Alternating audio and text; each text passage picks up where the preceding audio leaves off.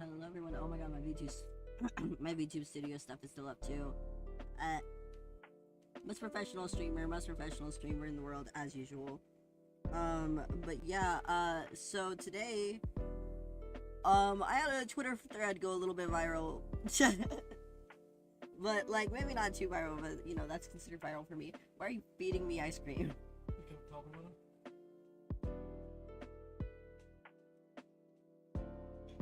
Hold on, that's a lot of ice cream.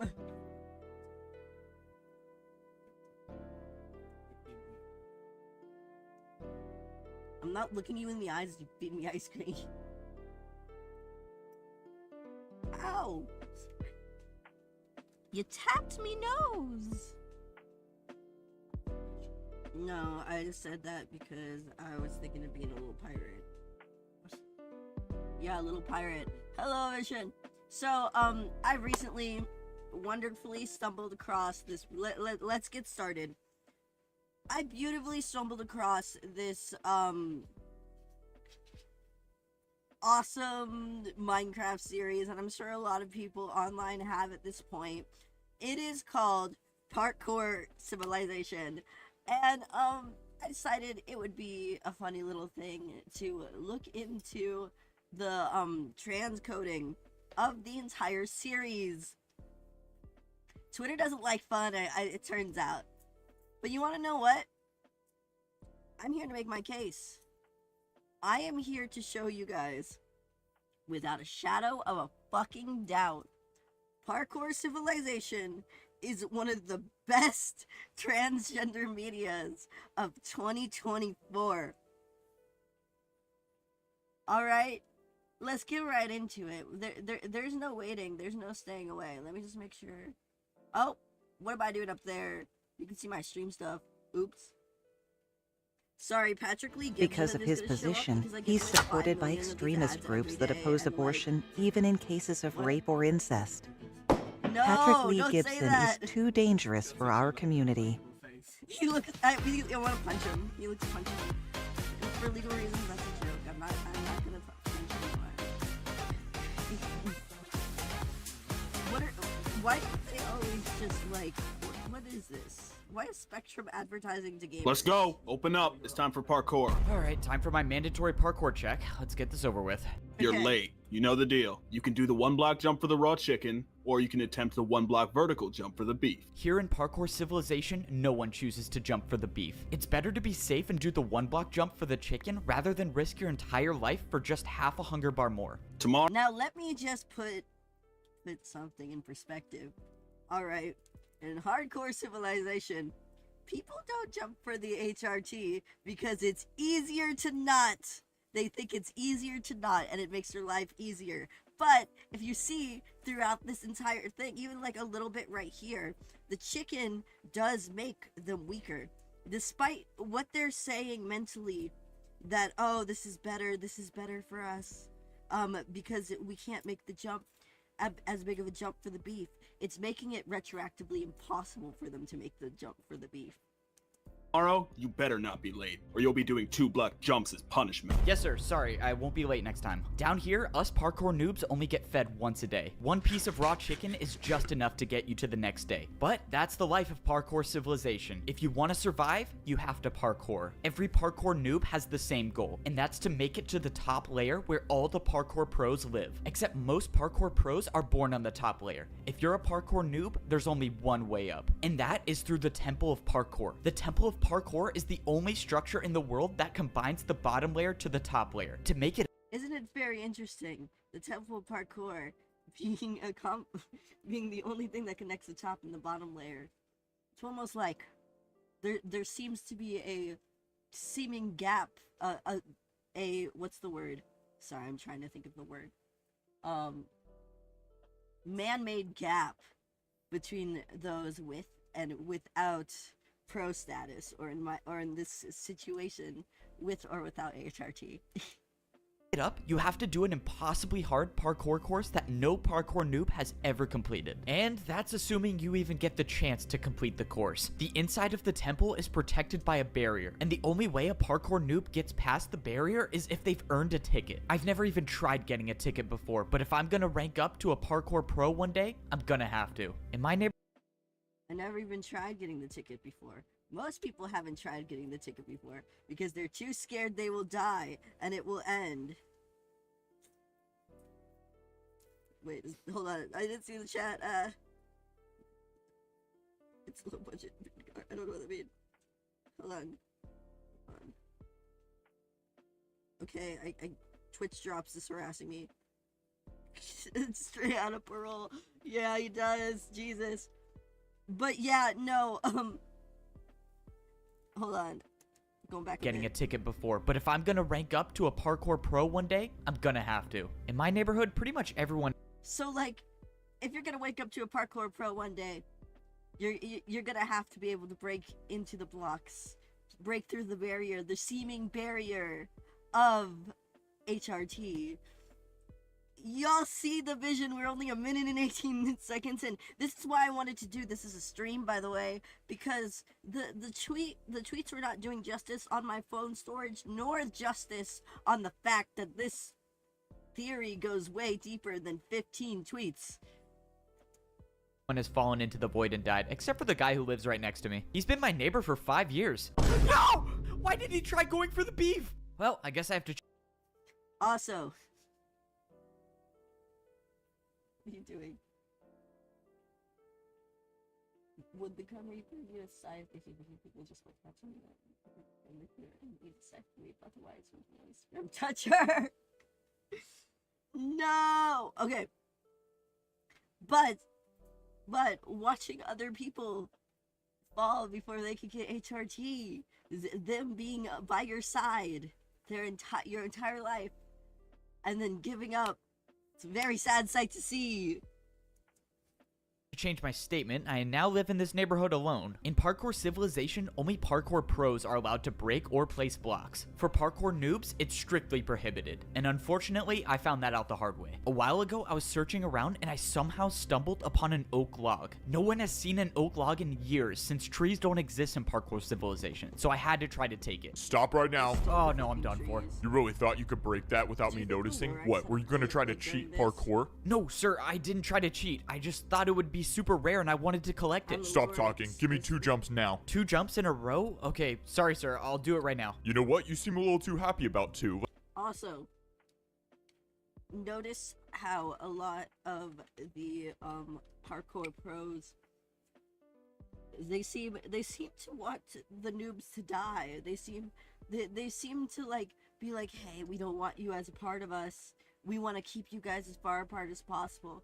And that honestly feels very equivalent to how a lot of legalization is, where it's like we want, especially like other trans people who pull up the ladder before them, like transitioning young and then going, no, actually, other people can't transition young because it's wrong, but I can because I'm the best number one. I'm the best number one transitioner, so I can do it, but no one else can.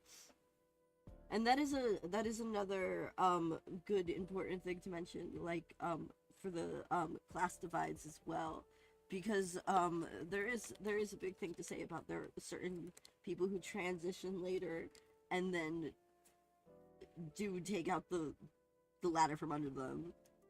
Let's make it 3. Okay, I'll do 3. You know what? Now let's make it 4 jumps in a row. 4 in a row? Come on. In Parkour Civilization, it should be no surprise that all punishments were just more forms of parkour. And that was the last time I ever tried breaking a block. You're lucky you got a light punishment. Don't forget you're at the bottom, so follow the rules. It's safe to say that if you're at the bottom level of Parkour Civilization, it's not exactly the best. But not everything in Parkour Civilization is that bad. For example, I was able to use parkour to buy the biggest house in the neighborhood. In Parkour Civilization, literally everything is parkour, and that means parkour. Also, life is easier when you're able to parkour more, and you're able to, assuming this case scenario is more easily passing. Sorry, my words are not making sense right now. But in this case scenario, why? I agree with you. That's a really good point. I'm going to kill you. If there's a murder on my hands, we're going back so I can make my point. Everything in Parkour Civilization is that bad. For example, I was able to use parkour to buy the biggest house in the neighborhood. In Being able to eat, assuming in this case using parkour is being able to do things that more correctly align with your gender, and in this case easier passing, stuff like that. You do get a lot more opportunities if you feel, if you have the confidence and stuff before you actually bite the bullet and transition. Lures. Parkour Civilization, literally everything is parkour, and that means parkour has replaced money. Welcome. Choose which house you want to buy. It's pretty nice. In Parkour Civilization, all you have to do to buy anything is just make more parkour jumps. I'm not really sure why or how parkour works as a currency, but all I know is I basically bought a 2-story house for free. Somehow when I was buying my house, I convinced myself to go for the ladder jump to buy the bigger house. In Parkour Civilization, parkour jumps with trickier items like ladders are worth more. That's why this jump basically bought me a mansion. No way. Thank you for buying the big house. Let me take. It also could say we said something about like the genetic lottery, like how people feel like certain people have like, oh my god, my VTuber's stuck, isn't it? Oh no, it's not. How certain people feel like they've won quote unquote the genetic lottery for transitioning, like they feel like they can pass easier than others, and make it and also make it that much like more scary for people who don't feel like they have, you know, those traits. But in actuality, usually it ends up working out for the best if you just try. Take you right to it. Just follow me. Let's go, this is awesome. I just bought my first house. All houses in Parkour Civilization are pre-built, and they all have one thing in common. It's a requirement that every single house has a parkour jump inside to get to your bed. This is a way to make sure everyone in Parkour Civilization parkours everywhere they go, even inside the house. So, this is the neighborhood you'll be living in. You're the only 2-story house here. So if you follow me, a lot of people truly start practicing and exploring their gender inside their own house. So that is, you know, another connection there. Are you just here to distract me today? Well, I am. Is that what you're doing? Anyway. I'll give you a house tour. This is so sick. That ladder jump literally made me the richest one in the neighborhood. As you can see, you have a jump on the top floor and a jump on the bottom floor. Let me show you the upstairs, and then the house is all yours. All right. I mean, everything looks good. I just have to do this jump to my bed. Yeah, I think I got everything figured out. Perfect. Last thing, I just need to check if your parkour jump is good. How are you supposed to check if it's good? Wait, what the? Did this guy for real just jump off? I'm really confused. Is he alive? Why did he do that? All right, just wanted to confirm that your house is ready to move in. The guy did in fact die, so everything should be good. That guy seriously died? Yeah, don't worry about it. It's a part of the... I didn't. Okay.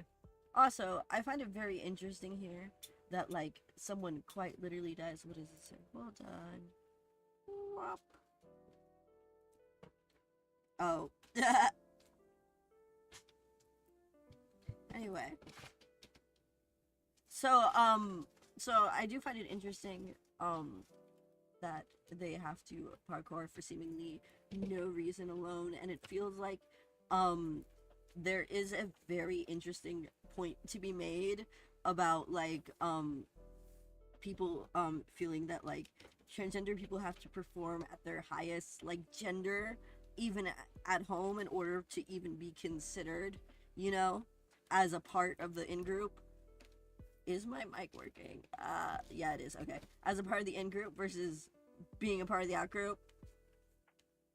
The job. Enjoy your house. How is that a part of the job? What? No one really remembers how Parkour Civilization started. Most of the parkour noobs down here at least think that the parkour pros were the ones who started it. But the truth is, I think I was the one who started it. For some reason, I can't remember the best, but I'm pretty sure this is how the story went.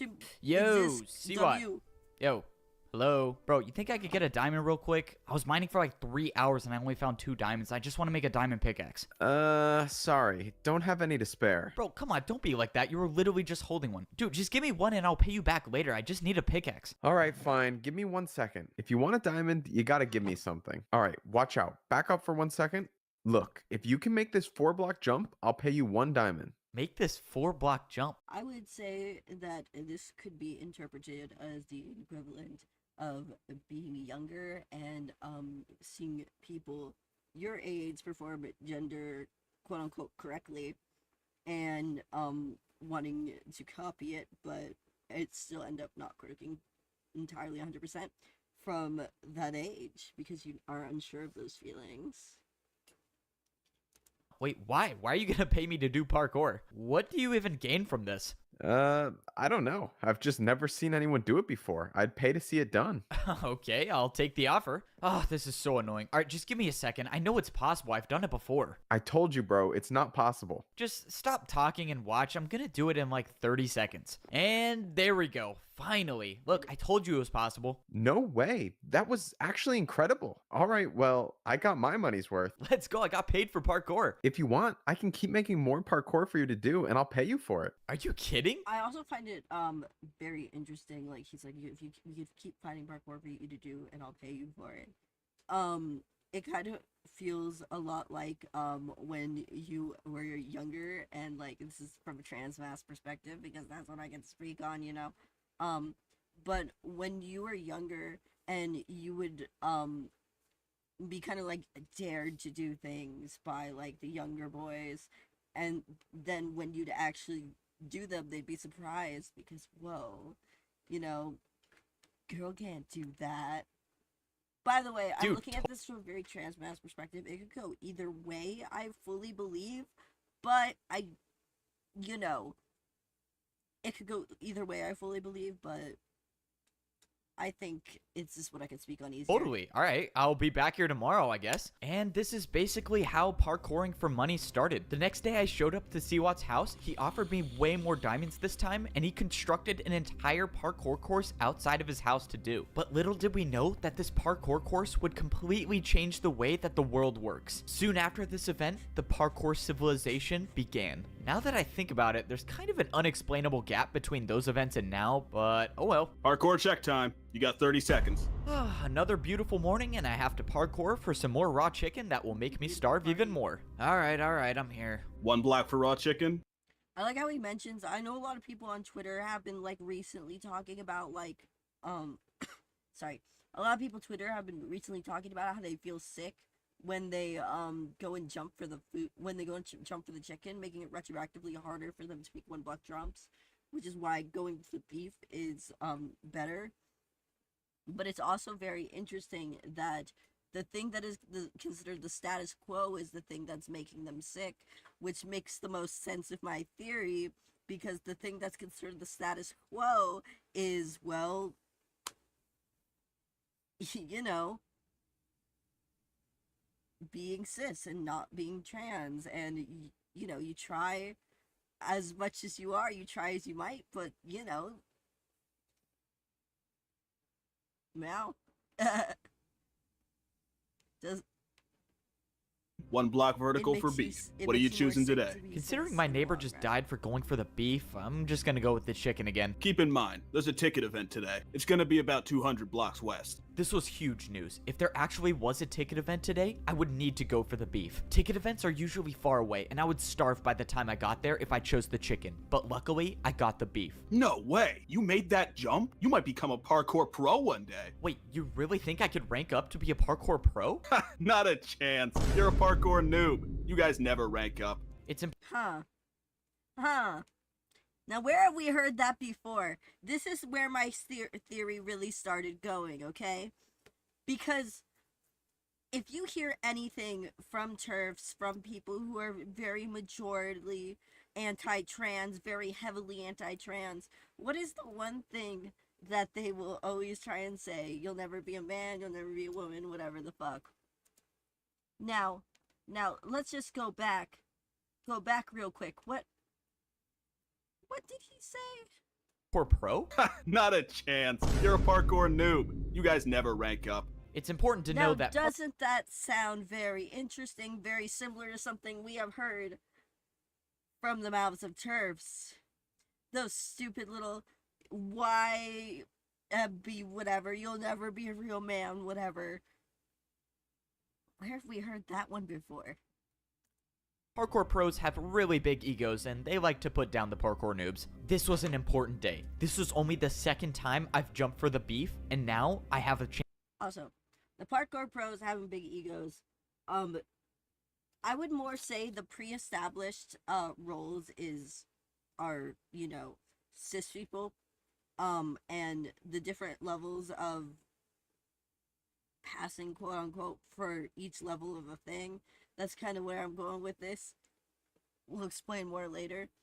But assuming that Evo is the trans individual in this circumstance, in this scenario, we could make actually a very interesting very interesting point about whether fuck. Sorry, I'm just looking around at my thing.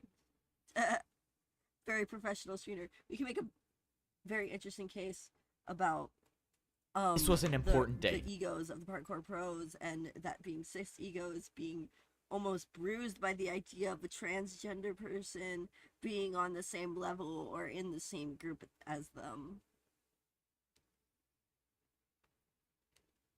This was only the second time I've jumped for the beef, and now I have a chance to earn a ticket. Time being advertised to can make you change your mind. I'll put like a little mini ad, so like Girl, will you ever be mine? meow. What's it like to get glasses from Moscot? It's like talking to people who really know their stuff. It's like knowing your frames are designed by us, literally. It's like seeing just how obsessed, invested, our team is in making sure your frames fit, look, and feel absolutely perfect. Icing on the cake, right? The ticket events are so risky because they're located so far away. If I wasn't paying attention, I could miss just one of these one-block jumps and my entire chances of becoming a parkour pro would be over. But luckily, I made it to the ticket event. When I got here, there were only 3 parkour noobs in line to do the parkour course. Most noobs don't even show up for the courses anymore because if you miss one jump, you end up like this guy. And that's the price you pay if you want a ticket to be a parkour pro. And I also would like to say that a lot of like methods and a lot of like the way people try and like safeguard trans care really makes it feel like this, you know, like you're either going to be able to get it or you're going to be put on a 1,000-year long wait list, or you're just going to be picked apart and they're just going to wait and hope you die. Like that's just what it really feels like. I watched as the second noob fell to the void. Hey man, do you think you could go already? I don't know, man. I'm kind of nervous I'm gonna fall. No, you don't need to be nervous. I'm sure you're fine. Oh, shoot.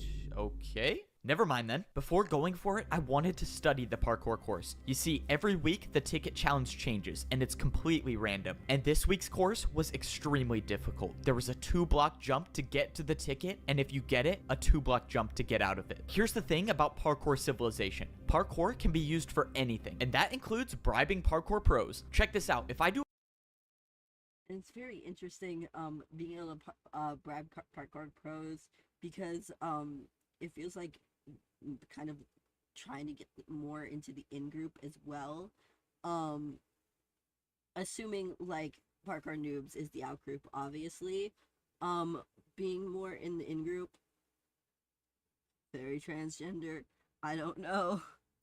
a parkour jump with the 360, will you replace one of the 2-block jumps with a 1-block jump? You want to do a 1-block jump with a 360? Fine. There's no way you're going to make it, but I'll accept. Let's go, the parkour pro accept.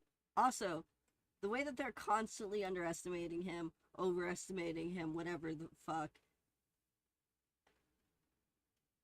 Definitely underestimating him. Again, a lot like those like people in trans threads.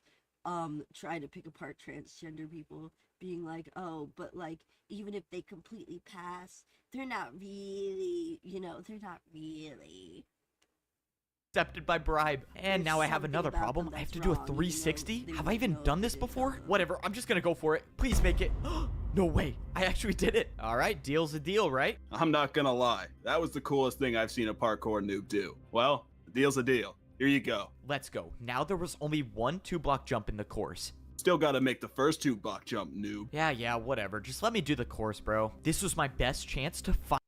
Also, I just like to also point out the fact they constantly remind him that he is also like a noob. Like those fucking people, I don't know if you have seen them, obviously people have seen them, but those videos of people that are like, oh well, like you'll always be like this because you always be like a real woman or whatever, because I mean you'll never be a real woman. I cannot speak today, I guess. You'll never be a real woman because, this, that, and the third, even though you prove it over and over and over again, and you have a higher stand at a higher standard than a lot of cisgender women do. Like,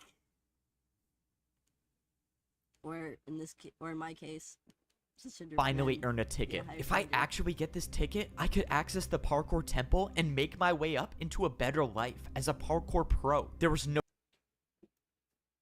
making his way up into a better life.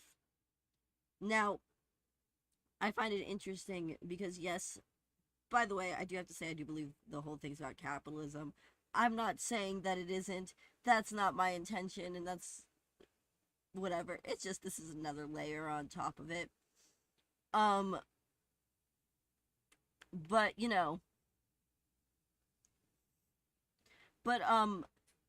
the fact that he's gonna go into a better life and become happier once he's on HRT, assuming that is the end of his transition, assuming once he gets to HRT he's gonna be the happiest he can be, he just continues on. He kind of forces himself to get there. Even if he's scared, he forces himself to do something that he really can't wrap his head around doing, even if he's never done it before. No turning back now. I had to start the course. Most parkour noobs aren't experienced with diagonal jumps, but somehow I got past it. And now was the 2-block jump. This was life or death. I closed my eyes and I went for it. I expected to be falling thousands of feet per second into the void, but to my surprise, I was standing on the platform with the ticket. And thanks to the deal I made with the Parkour Pro, I only had a 1-block jump to get out of the course. This was life-changing. This was the first time I've ever received a ticket to access the Parkour Temple, and I promise. Notice it's life-changing. For a lot of people, HRT is very life-changing. It's a very life-changing event, and getting that ticket, or in this case, a pharmacy note or something like that, that is a big thing for people who are transgender and in the under that umbrella and in that community. So I feel like it just makes perfect sense. Myself that I wasn't gonna waste it. I made my way over to the parkour temple. I was in a good spot. I had 3 full hunger bars, which is the most hunger a parkour noob can have. This was it. There was no better time, no more perfect time to try making the parkour course to rank up to a parkour pro. I walked up to the hoppers in the ground and I threw in my ticket. And notice, he feels as if there's no better time to start this than it is right at this very moment. He feels like he's very equipped. He feels like he has everything in his inventory, and he feels like he's going to be able to do this all day. Not all day. He's going to be able to do this in one go. He's got the best health he can. But after a few seconds, the invisible barrier that guards the parkour temple was down. And now, of course, I had to make sure I didn't fail the 1-block jump to actually get inside the temple. I made the 1-block jump successfully, and now I was officially inside the temple. This was it. This was the moment I've been waiting for my entire life. This was the parkour course that no parkour noob has ever beaten. If you miss any of these jumps, you'll either die from fall damage or fall directly into the void. But I've come too far and I've practiced too much to have that happen. I wasn't just going to be another parkour noob that fails this course. I was going to be the first one to rank up to become a parkour pro. My journey to becoming a parkour pro starts now. Hey, Wake Now, up. what I would like to talk about, what the prison represents. So, I probably should have just been following along with my tweet to this, honestly. I had a lot of good points on my tweet. I'm gonna pull it up. Shit, things no longer in Twitter anymore. Hold on.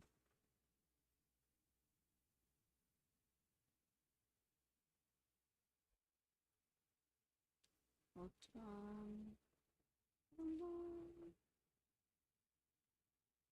Let me get it. Most professional streamer in the world. Yeah. Most professional streamer.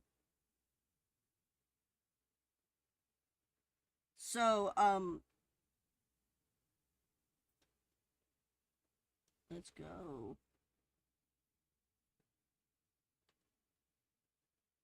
Let's talk about the prison. You want to go prison? Let's talk about prison. Prison time. It's prison time.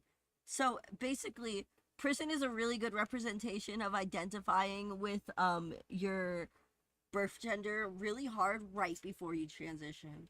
It happens to a lot of transgender people.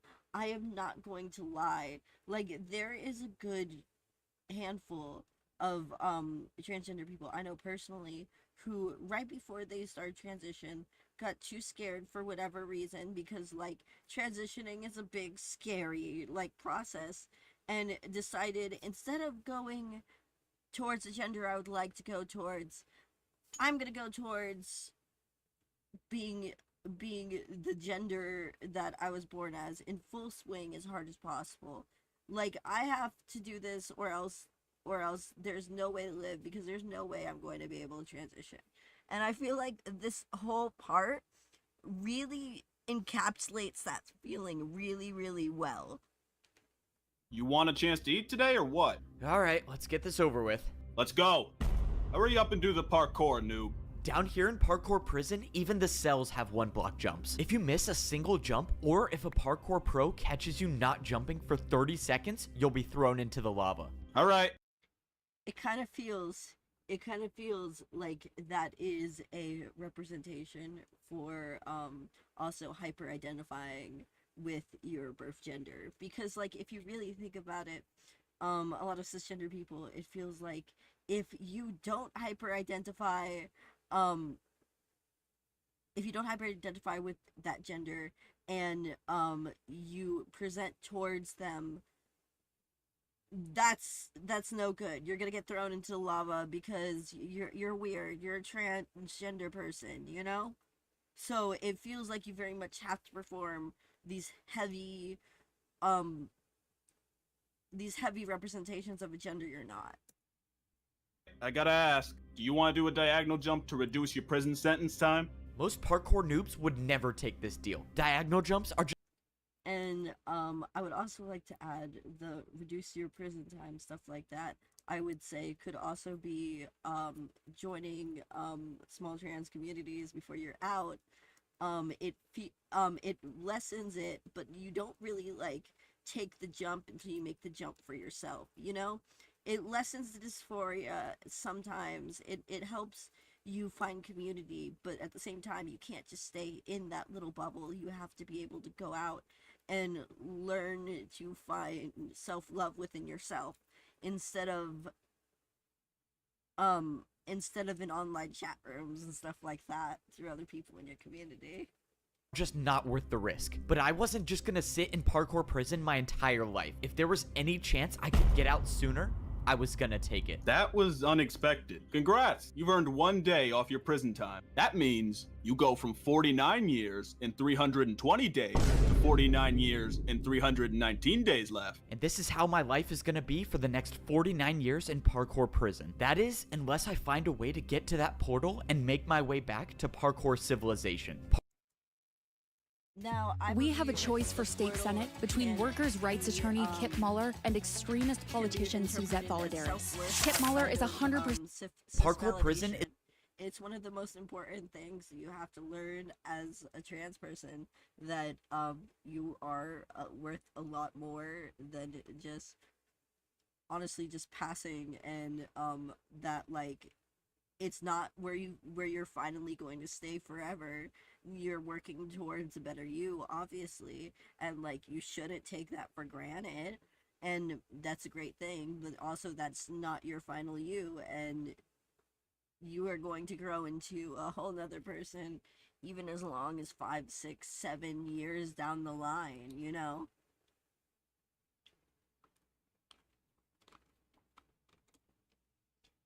And like people will try and like the people around you will like try and be like, oh well, it won't work if you do this and this won't change, but like in reality there's no really telling what it would do to your body. And so it kind of like holds people in a like place of fear almost, that like, oh, nothing's going to change, I'll just be here in this prison forever, and if I leave, I'm either gonna just stay here in this prison of hyper feminizing or hyper masculating myself, or I'm going to go out and have to live my life as as a cis person who does these things in private. Is located directly under the bottom layer of parkour civilization. If a parkour noob misses any jump, they fall into the void and end up here. And the only way back to civilization is to spend 50 years here without failing a jump. Before I was sent here, I never knew this place existed, and I was so close to becoming a parkour pro. My entire life, I've been training for one goal, and that's to go to the Temple of Parkour and complete the impossible course to rank up to become a parkour pro. I had everything. I earned the ticket to get inside the temple, and I had enough food to make the journey. But when the time came, I failed the first jump. And now I'm... He had everything. He had literally everything. And then he failed the first jump, which it feels like happens to a lot of trans people at first before they take HRT.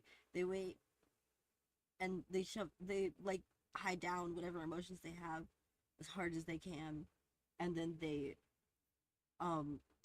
and they already had the resources, they already had everything ready, and then they just like shut down for a little bit. And I feel like that is a very great representation of what's going on here. What the... Where am I? Welcome to Parkour Prison, or as most noobs call it, their worst nightmare. If you'll just follow me, I'll take you right to your cell. Parkour Prison? What is this place? I don't get it. How am I still alive? Hey, and just make sure you don't miss any of these one-block jumps, because if you fall in the lava, you will die for real this time. Oh, yeah, not a problem. I've never missed a one-block jump in my life. What I didn't get is why Parkour Prison existed. Instead of letting the parkour noobs just fall into the void, somehow this massive structure was made under the void to catch us. But why? Alright, noob, this is your cell. Go on in. All of the cells in Parkour Prison were separated by a 3-block gap, meaning once I went inside this cell, I would never be able to escape. But that wasn't gonna stop me from trying. Make sure you're doing at least one jump in your cell every 30 seconds. If one of us catches you not jumping, you're not making it out of here. Just minutes before this, I was about to rank up to be a parkour pro, and now I'm in the most dangerous place in parkour civilization. As far as I'm concerned, I'm the only noob right now in Parkour Prison. My guess is most of them by now fell in the lava. Wait, there's actually someone here. Let's go, I'm not alone down here. Wait, why does this guy look familiar? He's been my neighbor for 5 years. No! Why did he try going for the beef? No way, it is my neighbor. Wow, I'm so glad I'm not alone down here. No! Dude, what is wrong with this guy? All right, he has to be doing it on purpose at this point. The only thing that's better about Parkour Prison is they feed us fish instead of raw chicken. Hey, noob, let's go. You've been selected for parkour testing. Be down there in 30 seconds. And this is one of the not so good parts about... I would also like to add that it seems he's rewarding him for, like, it seems like they're rewarding them almost for not presenting, almost as if they're trying to be like, yeah, it's easier down here than up there, you know, even though it's obviously not. They have to do all these bullshit ass things, but no, it's obviously easier up down here than learning about your gender identity. Trust me it is. about prison. The random parkour testing. Bro, wait, you didn't even fill in this gap. Ah, man, now I gotta do another 1-block jump. If you're a prisoner here, the only thing you hope for is that you don't get selected for random parkour testing. Every few days, the pros will pick a noob at random to test out a new course they've built. This time, the course I was selected for had fence parkour. If I failed to make this one block... Random parkour testing feels a lot like when you are in a a hyper cis friend group, when you're in your like hyper masculine and hyper feminine phases, you know which way, vice versa. When you are in those phases of your life, it very much feels like hanging out with those people.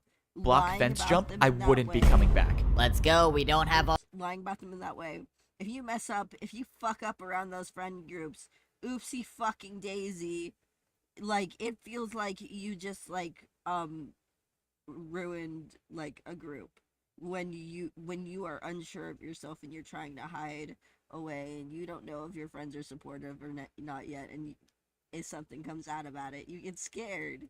All day, get on the course. Yes, sir, I'm going right now. The worst part about these random courses is that they intentionally use harder blocks for the jumps. The pros know that the noobs have almost no experience with fence jumps, but they build them anyways. Alright, testing complete. Back to your cell in 30 seconds. By some miracle, I was able to get past this week's random testing course. But what about the next week or the week after that? There's gonna be some day when they build a jump that I can't do, and I need to get out of here before that happens. Luckily, I've been thinking of a plan to make my escape. Back in Parkour Civilization, I used parkour to bribe one of the pros, and now I was gonna do it again. Hey, guard! What do you want, noob? I got something to show you. Can you come over here? This better be worth my time, or I'm not feeding you tomorrow. Okay, what? Oh, nothing really. I just wanted to ask you if I could pay you in 3 diagonal jumps in a row for 5 minutes of free time? 3 in a row? Yep, 3 in a row. What do you think? You're definitely not making that. But it's not like I care anyways. Sure. Like always, parkour can be used to get out of any situation. But now, I had one chance to make 3 diagonal jumps in a row, or else I was dead. Come on. 1, 2, 3! No way! I actually did it! Okay, 5 minutes of free time, but you better be back in your cell by the time I get back. The bribe worked. Now, I had 5 minutes to roam around Parkour Prison to see if I could find a way to escape. I had no clue what was gonna happen to me after I escaped, but I didn't have time to think about that right now. When I jumped around the prison, I noticed someone doing the random testing course. Wait, is that who I think it is? No, you don't need to be nervous. I'm sure you're fine. Oh, no way. It is the guy who failed the ticket event in front of me. That guy was nice. I hope he clutches up these glass jumps and makes it back to civilization. Oh, something was strange about this testing course. Why were they using glass for parkour? Glass jumps aren't even a thing at the parkour noob level. If noob... Okay, so I just want to point out that at the parkour noob level, they're using things that they don't have much access to. Why are they doing that? To make it impossible for them, especially because, like, especially with something like Minecraft parkour, it's a lot different. It's a lot different, you know, because there's a lot of practice and a lot of energy and a lot of effort that goes into the actual Minecraft parkour. However, they basically have to learn from basically nothing, and it feels like a lot how, like, growing up and being transes and then, like, transitioning, it feels like this big step between being someone who doesn't really understand the feelings they have, or someone who's trying their absolute hardest to hide them and shove them down, versus, you know, someone who's fully passing, talking into the world, and just being themselves. It feels like a giant, impossible step. Noobs have never done glass jumps. Why would they use them to test the jumps? I just gotta get out of... I bet you're trying to think of a plan to escape, right? What? Escape? What are you talking about? I would never try to escape. You're not? This feels like, this person, this character in the, show feels like one of those people who, seemingly are supportive of you at first before you start taking HRT. The kind of people who are like, oh yeah, it's okay. it's okay that you're trans as long as you don't fully go through with it, right? Because it feels like as we continue watching, I was gonna take you to the portal, but if you don't want to... This obviously seems like you're trying to set me up. It's not... It seems like he's giving him support until the absolute very last moment. Like, like, I've seen a lot of, like, posts on Reddit, and it's a very sad thing to see, but, like, I've seen a lot of posts on Reddit where it's like, I'm transitioning, the partner I'm with, said that I can't take HRT, but they're okay with, like, me transitioning, which, like, is a very fucked up thing to do to someone you love who is a transgender, which, like, fuck them.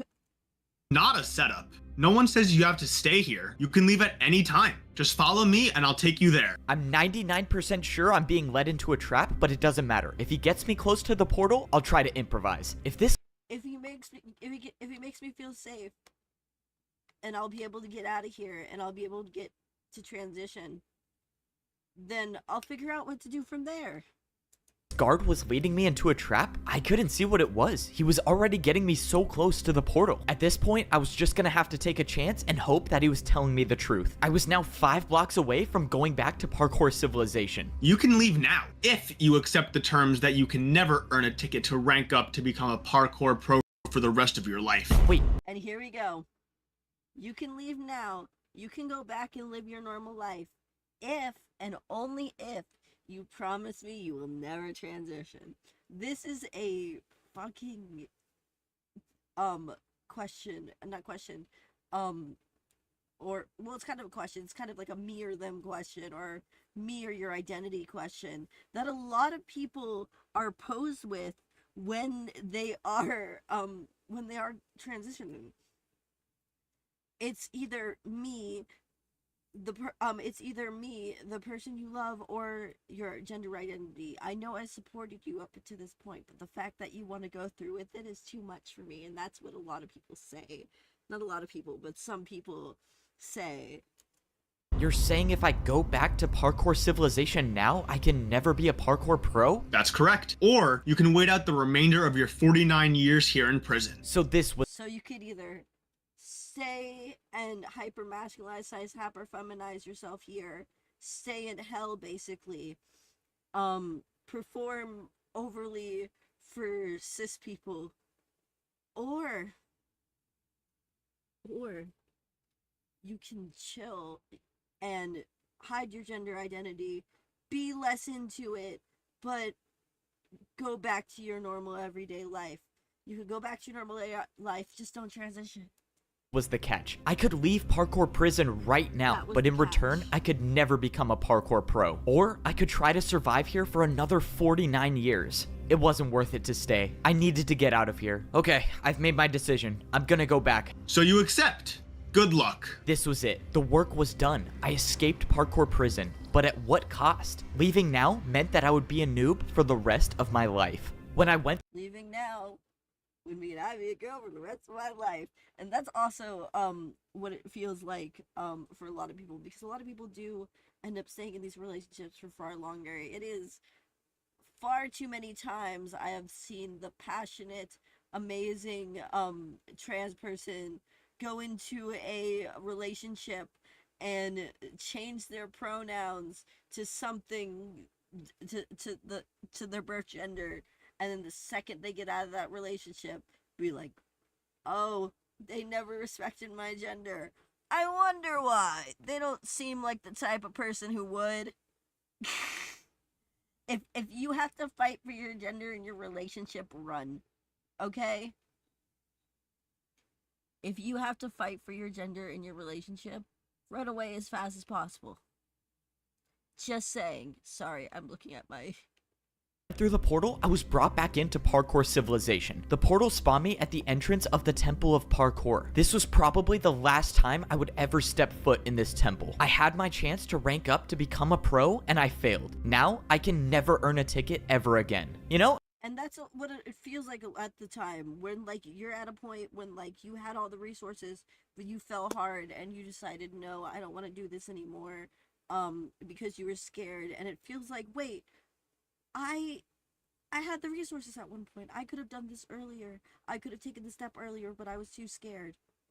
And now it's impossible because I was given the ultimatum of either stay here in hell and hyper perform for cis people, or never transition and just live my life with people who say they respect my gender but don't.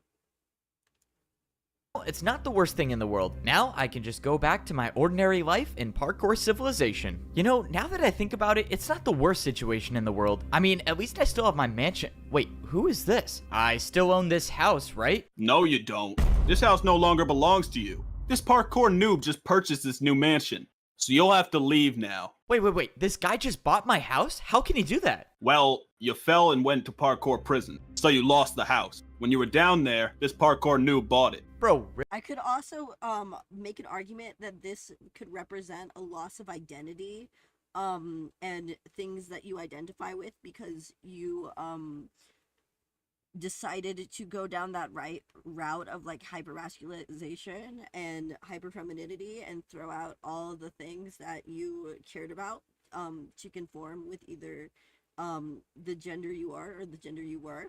I actually have like a little personal story on that, in that when I was a kid, I still to this day love scene stuff. If you see me, I'm a scene person. I had a bunch that would still fit me to this day because like I'm just a small person. But I had a bunch of old scene 2000s clothes that I loved. I still love to this day, and I remember all of them vividly. And I threw them all away in a dysphoric fit because I felt like if I was ever able to conform, if I was ever going to be able to conform, I wouldn't be able to do this. But in reality, I realized later in life that like, yeah, actually, I can do whatever the fuck I want. Really? Wow, so I really don't own this house anymore. Well, this guy can enjoy... Okay, it's for sale now. Let's go, so I can move back into my house? After you buy it again, sure. Wait, really? Are you serious? I have to buy it again? I went back... Again, getting rid of stuff, getting rid of things, having to rebuild your wardrobe after having one of these issues happen, is a very, like, grueling, long process. You never really realize how much stuff you procure over however many years when you're just until after you throw it away and miss it all. It feels like there's some point in transition where a lot of it feels like you're getting rid of your identity to try and conform and to fit in, either with being cis or with being trans correctly. So I feel like that is a very good metaphor, and especially like when you come back and you're older and all these things are more expensive and you have to pay for them yourself, and you really go back and realize and wish that you didn't take those things for granted as much as you do now. Back to the shop to go buy my mansion again, but while I was at parkour prison, something bad happened. The prices for houses in my neighborhood went way up. Now, if I wanted to buy my mansion, I would have had to pay for it with a 2-block jump. It was too risky. I was gonna have to find somewhere else to live. Fortunately, I found another shop that was selling wood houses. A bit of...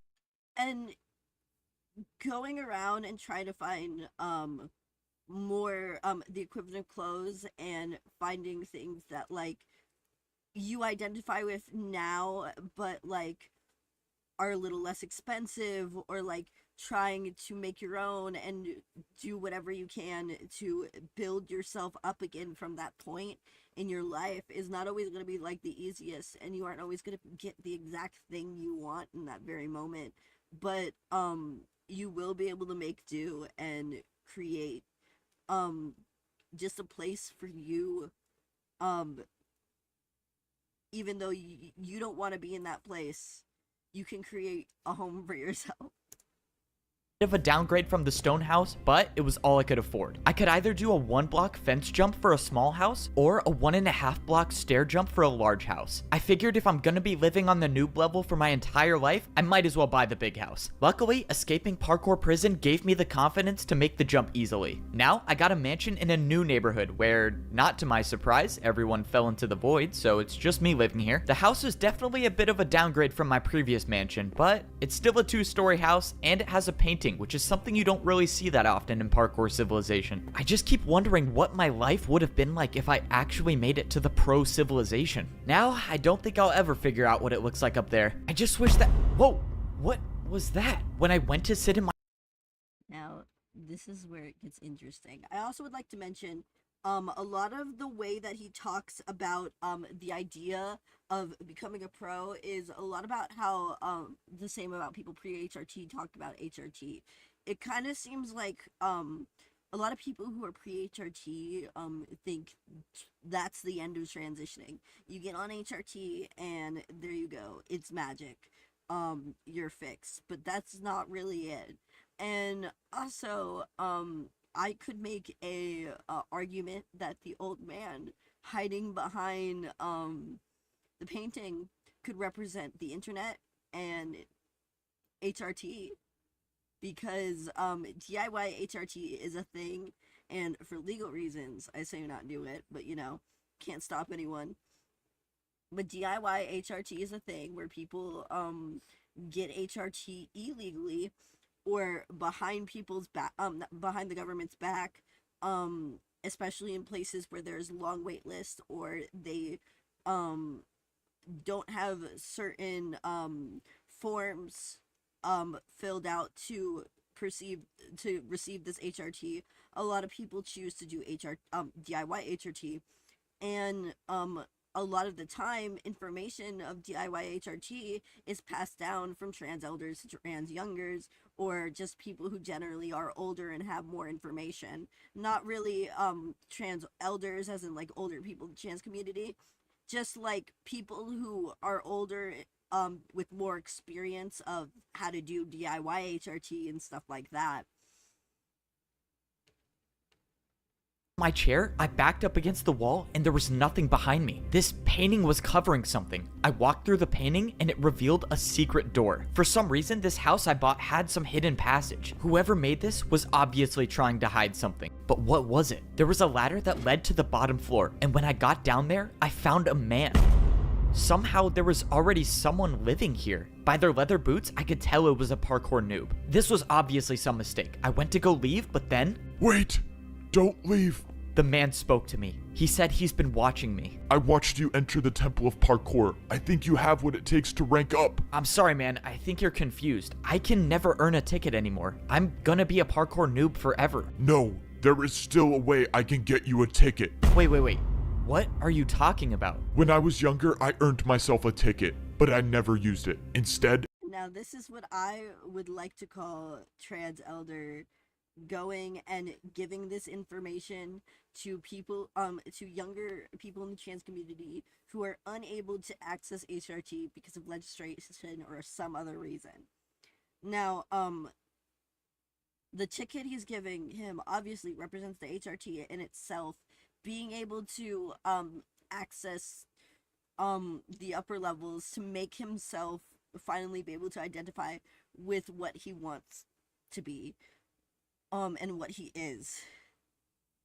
And the trans elder, a lot of the time, the people who are doing the extra people, the DIY HRT is sometimes people who have come into contact with extra things and extra HRT vials and extra estrogen vials, trans whatever, like they don't need any or whatever, so it's given to people who do, which I feel like is a very important thing that a lot of communities do, and I feel like this very well represents that.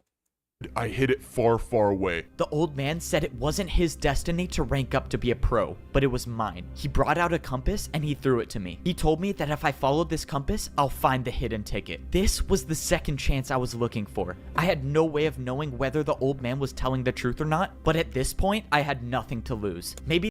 And that's what it also feels like when a lot of people start DIY HRT, is it feels very like, you know, you don't want to be injecting things from random strangers on the internet, you know?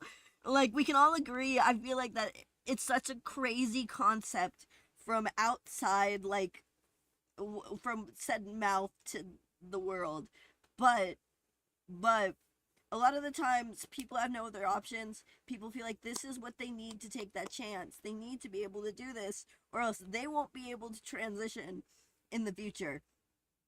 So they have nothing to lose.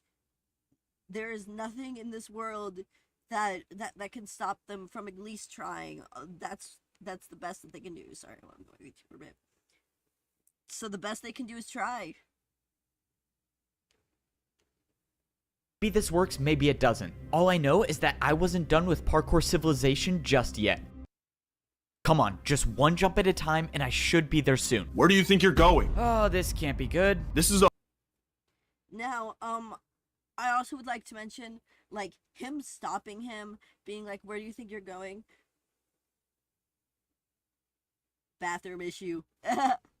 What do you think is gonna happen? Like, you aren't a parkour pro. You can't make it this far. That's not how this is gonna work. This is a parkour pro checkpoint. You gotta be a parkour pro, you know? You can't be here. Sounds a lot like cis people saying that we're invading their spaces by going in the bathroom, which, like, it's absolutely not true. No one's going in the bathroom to do anything but piss. And that's just the truth. a parkour checkpoint. Why do you want to leave Parkour Civilization? If the pro found out why I was really out here, I might go back to parkour prison. I was gonna need an excuse. I just wanted to practice my 2-block jumps. Listen, noob. Out there, you'd never survive. Besides, what do you need to...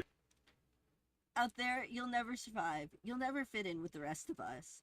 I find it a very interesting point throughout this. They always seem to talk about, like, this is an unprogressible thing. Even if it is a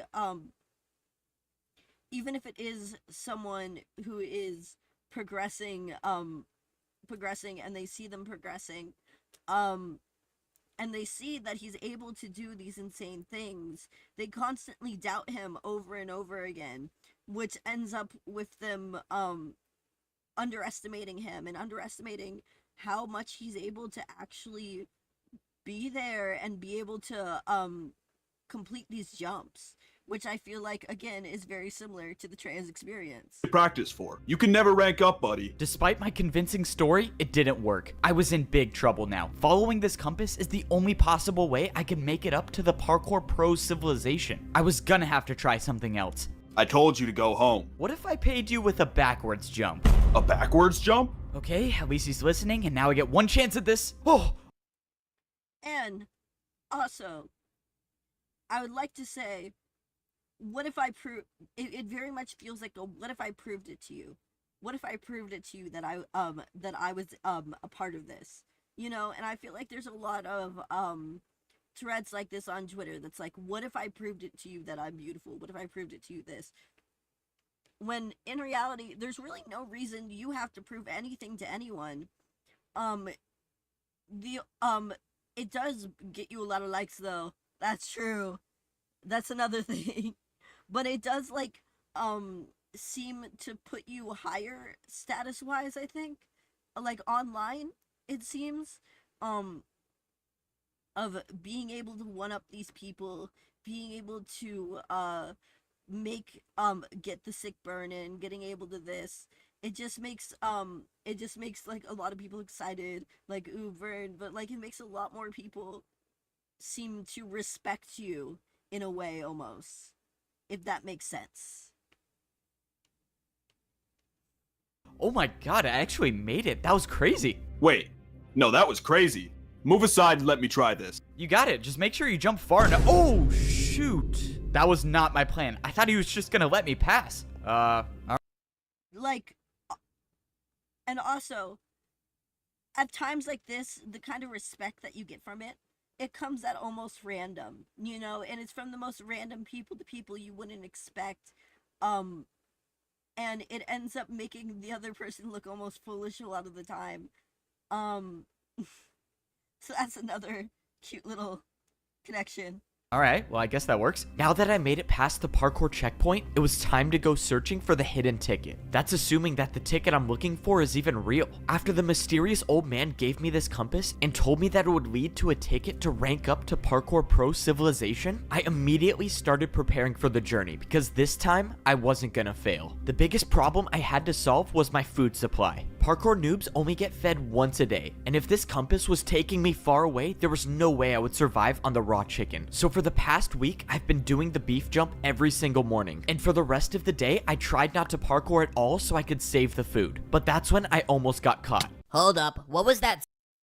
Also, I could also say, like, the starvation is, like, and preparing is a good representation for the fact that a lot of, like, trans people, like, they tend to, like, almost, like, hoard, almost, like, information about HRT and stuff before they start, to the point where it almost ends up with them feeding a lot of misinformation, getting themselves hurt, stuff like that. Like, the idea that, that, like, trans people, oh, they aren't, trans people, HRT doesn't do anything, estrogen doesn't do anything, like, you know, like, estrogen doesn't hit like testosterone, so it doesn't work at all. Stuff like that gets in people's heads very, very easily, which, not true. And so I feel like, saving up resources, learning resources, and then end up getting hurt in the long run is very equivalent to that. Sound? Oh no, I'm starving. This isn't good. Pilar Schiavo is taking political donations from Wall Street after promising voters she wouldn't. We're being advertised. Why are you taking damage? Are you starving? Starving? No, I'm just in pain because Also, I would like to also mention the I'm in pain because I love parkour so much. It feels very much like, cis people believing that a trans person is fine because they smiled in one photo and then, like compared to one photo late transition when they're not smiling and being like, see, they were so much happier then. See? And, like, it's, like, the most dead-looking motherfucker you've ever seen in your life versus, like, the most beautiful one. love parkour so much and I wish I could do it all the time. Oh man, sorry to hear that. Yeah, love hurts. Well, I hope you feel better. By some miracle, the parkour pro bought my excuse. If the pro stayed around for any longer, I might have starved to death. I had to eat the piece of beef that I just jumped for, but it didn't matter. I had already prepared enough. By rationing my food, I was able to save up 4 pieces of beef for the journey. I had no clue whether this And by rationing his food, getting all the information he needs, he was able to get all the resources he needs for the journey to go and start a DIY HRT that his trans elder has given him. This would be enough food to survive the trip, but the old man said I had everything I needed, so I guess I was just gonna have to trust him again. Now, it was time to go searching for the ticket. Crossing this line of stone means I'm heading into the parkour outskirts. No noob, including myself, has ever been out here, and probably for a good reason. All I know is that the parkour outskirts obviously is whatever secondary source you are able to get HRT from that isn't a doctor. There's no, like, it's... Sometimes I do believe with, depending on where you're from, it can be a little easier to get it through doctor, but it seems like when you're first starting DIY HRT, it's a very impossible thing to do, but eventually, you know, you get into it, you start, doing it, and it's great, you know? The further away you get from parkour civilization, the more dangerous the jumps become. Already, I was starting to see huge chunks of parkour missing. No one knows how the outskirts came to be like this, or at least no one down here knows. Unfortunately, the compass kept taking me further and further away from parkour civilization. The old man must have hid the ticket out here knowing that no parkour pro would ever go this deep to retrieve it. This feels like going through messaging apps, trying to find a source for HRT when you're on DIY HRT. You have to go really search really far, really hard, get it delivered to you, use Bitcoin. You know how crazy it is to have to use Bitcoin to order something online? Like, it feels impossible. This is very, very similar. Going to a place where people have never been before. Just going into the deep dark, going to fucking buy Bitcoin.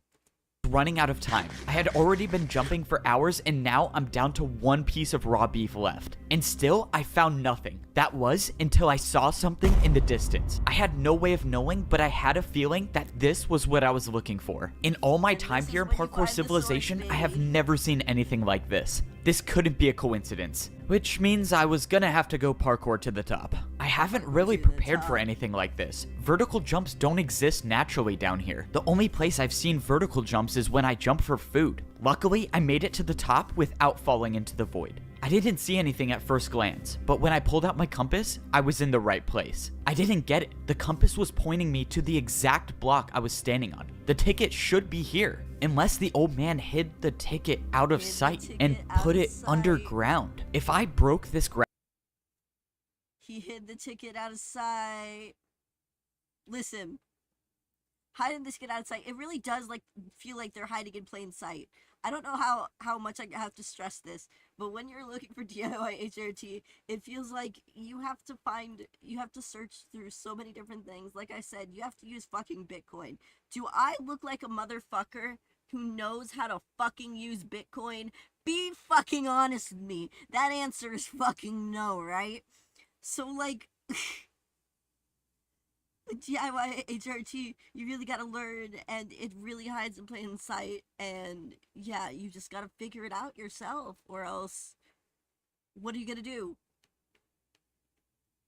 Grass block and a parkour pro catches me, I would for sure be going back to prison for life this time. But if I'm gonna have any shot at making it up to the parkour pro civilization, I'm gonna take that chance. Well, that's what it feels like. If this gets caught in customs, if this whatever, am I gonna get arrested? Which you probably won't, by the way. They'll probably just seize it and like throw it away. But like, am I gonna get caught in customs? Am I gonna get arrested? That's basically what it feels like. well, here goes nothing. I broke the block, and underground, there was a chest. I couldn't believe it. I had actually found the ticket. But when I opened the chest, something was wrong. There was no ticket to be found. Just a barrier. The old man lied to me. There was no... Okay, so the barrier block I went over in the thread, but the barrier block represents, I think, in my head, the belief that the estrogen, testosterone, whatever you are taking, will not do anything to your body. Which, like, first of all, untrue. That's not true. It does quite a lot. You have to check your levels, but if it's too low, it won't do enough. So, like, check your levels, raise and lower them as recommended, hopefully by a doctor. But if not, you can figure that out through websites, stuff like that, right? But at first it feels like, oh well, now I'm just waiting for nothing to happen, you know, because it takes time. I think people forget that, like, this is a hormone that takes time, that, like, you put into your body. You need years and years and years and years of growth, and that's the same thing happens with regular puberty. You need years and years and years of growth. So it feels like almost at first like you've been lied to. Like, this was something sorry, that you've been lied to. This is something that, like, is not going to work for you, that you have to wait all this time. But in reality, everyone has to wait all that time. You know, everyone has their own pace, everyone transitions at their own pace, and I feel like that's an important thing to add about this. Ticket to get up to the pro civilization. Why would he send me all the way out here to get a barrier block? This didn't make any sense. The old man, especially if you're taking DIY HRT, there is that extra fear of what if it's not working because I'm on DIY HRT and not because, you know, I'm me, you know, not because like of any genetic thing, just because of I'm on DIY HRT and I got something fucked up in bunker or whatever, you know. But in reality, if you go to a trusted source and do your research and learn from friends and get things tested, you know, harm reduction. Knew I would risk my entire life for a ticket, but he set me up. There had to be some explanation for this. Well, if I'm lucky to survive the trip back, I can ask him why he sent me all the way out here just to get a barrier block, which is also illegal to have. By some miracle, I made it back to the parkour checkpoint without falling. Hey, you. You were the last one to see the pro stationed here. What happened to him? Oh, I showed him a backwards jump and then he tried it for himself and then fell. You? A backwards jump? Are you serious? Once again, denying the fact that he is able to do something. You know, that he is able to pass as a parkour pro. That parkour pros, that he can do things parkour pros can't. They absolutely refuse, no matter what. At any point in the story, it's a very important plot point.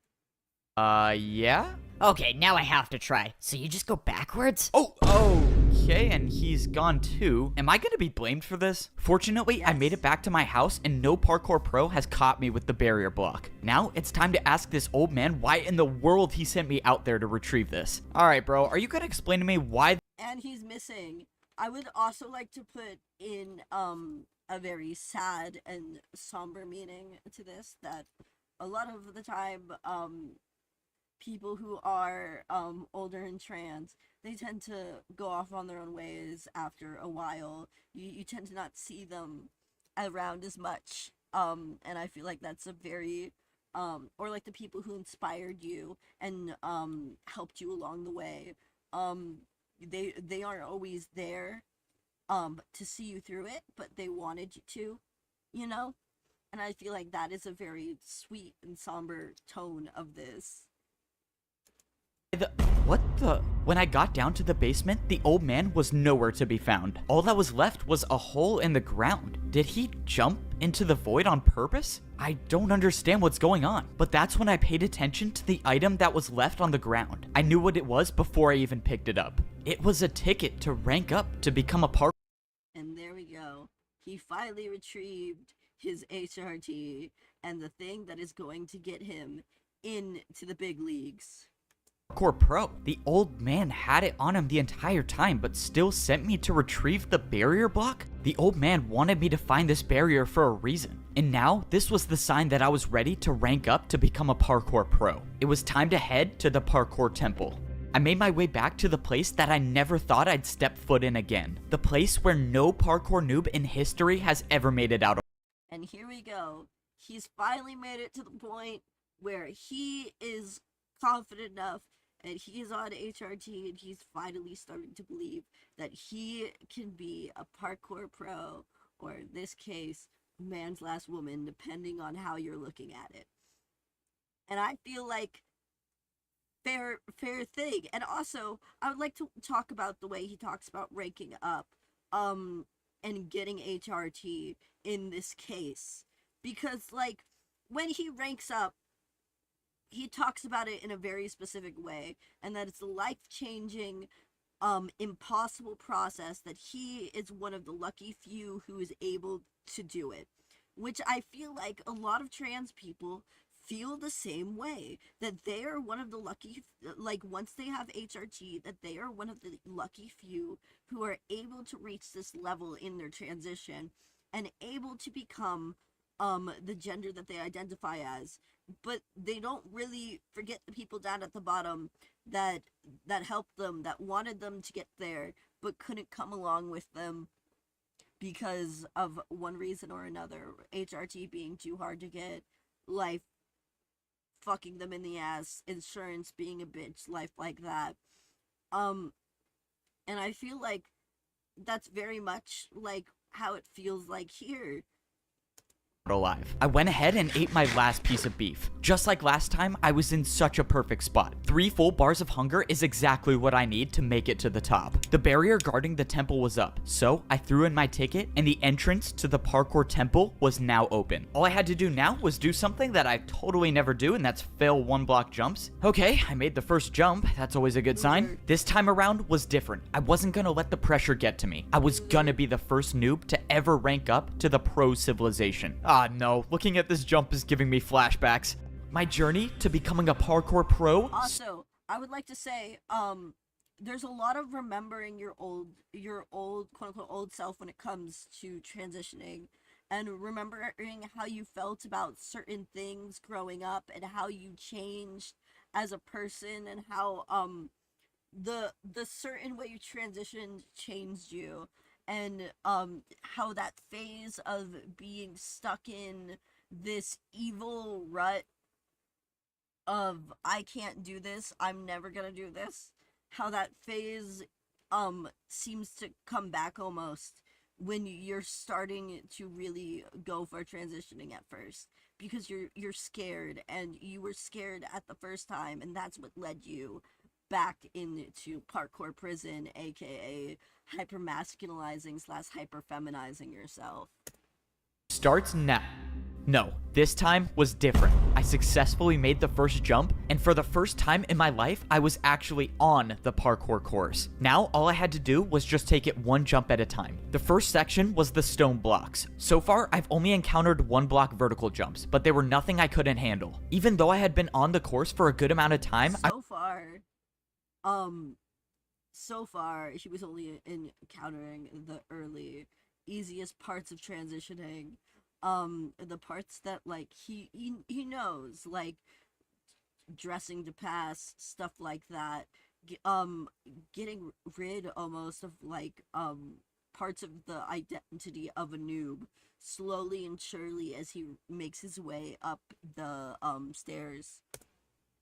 I was still ways away from making it to the top. After I passed the stone block section, I moved on to the stone slab section. Slabs aren't too common in the noob level of parkour civilization, but luckily this section wasn't too hard. But it was the next section I was worried about, the stair jumps. This next jump I had to complete was by far the hardest jump I've ever seen. It was a 2-block jump, but I had to go up half a block. But I didn't come all this way to give up. I went for the jump, but I jumped too early. I thought this was He did not come this far just to give up.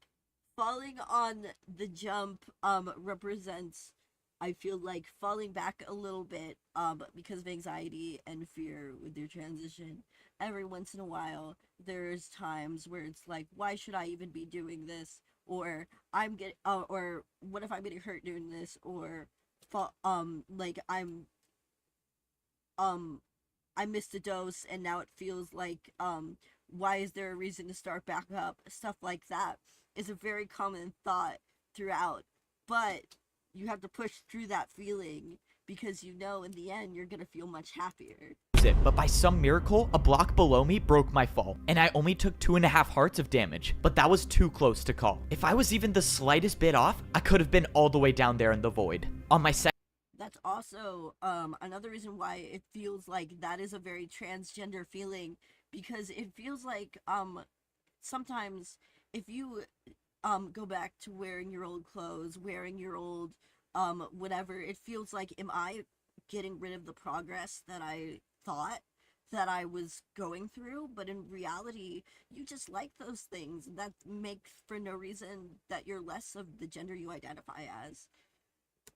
Second time around, I made the jump. That stair jump essentially marked the end of the stair section, and now I was on the stone walls. Walls were almost never seen at the noob level, but fortunately, I didn't see anything bigger than a 1-block jump for the rest of the way. All I had to do was walls not being seen at the noob level, and them not having things being seen at the noob level and placing them to create a basically impossible hardcore parkour task feels a lot like the pros and stuff again don't want noobs to be part of the pro civilization. They get to practice, the noobs don't. And that's also kind of what it feels like growing up and being transgender, because all these people get practice being the gender that you want to be so dearly, but you don't get that same practice in. So it feels very similar to that, him encountering these things that he's never encountered before. Sneak and stay on the course. And that's when I got to the point when the jump stopped. I was so high off the ground now, but I knew I was at the end. I climbed up the stairs until I was face to face with the entrance to the Parkour Pro civilization. This was it. I was about to be the first noob in history to rank up. But then the realization hit me. The last jump to get to the parkour. The last jump to fully get HRT, to fully believe that you are in the passing zone, to fully believe that you are there, to take the confidence, and you were given the tools to do it. You were given the tools to do it before anyone else could. You are going to be the first transgender person, Ebo. I'm kidding, but he was given the resources. He was given the resources that not a lot of people had, which again, HRT, very similar to that understanding of that, because HRT is a resource that a lot of people don't have. So, oh, Jesus, I don't know what that was.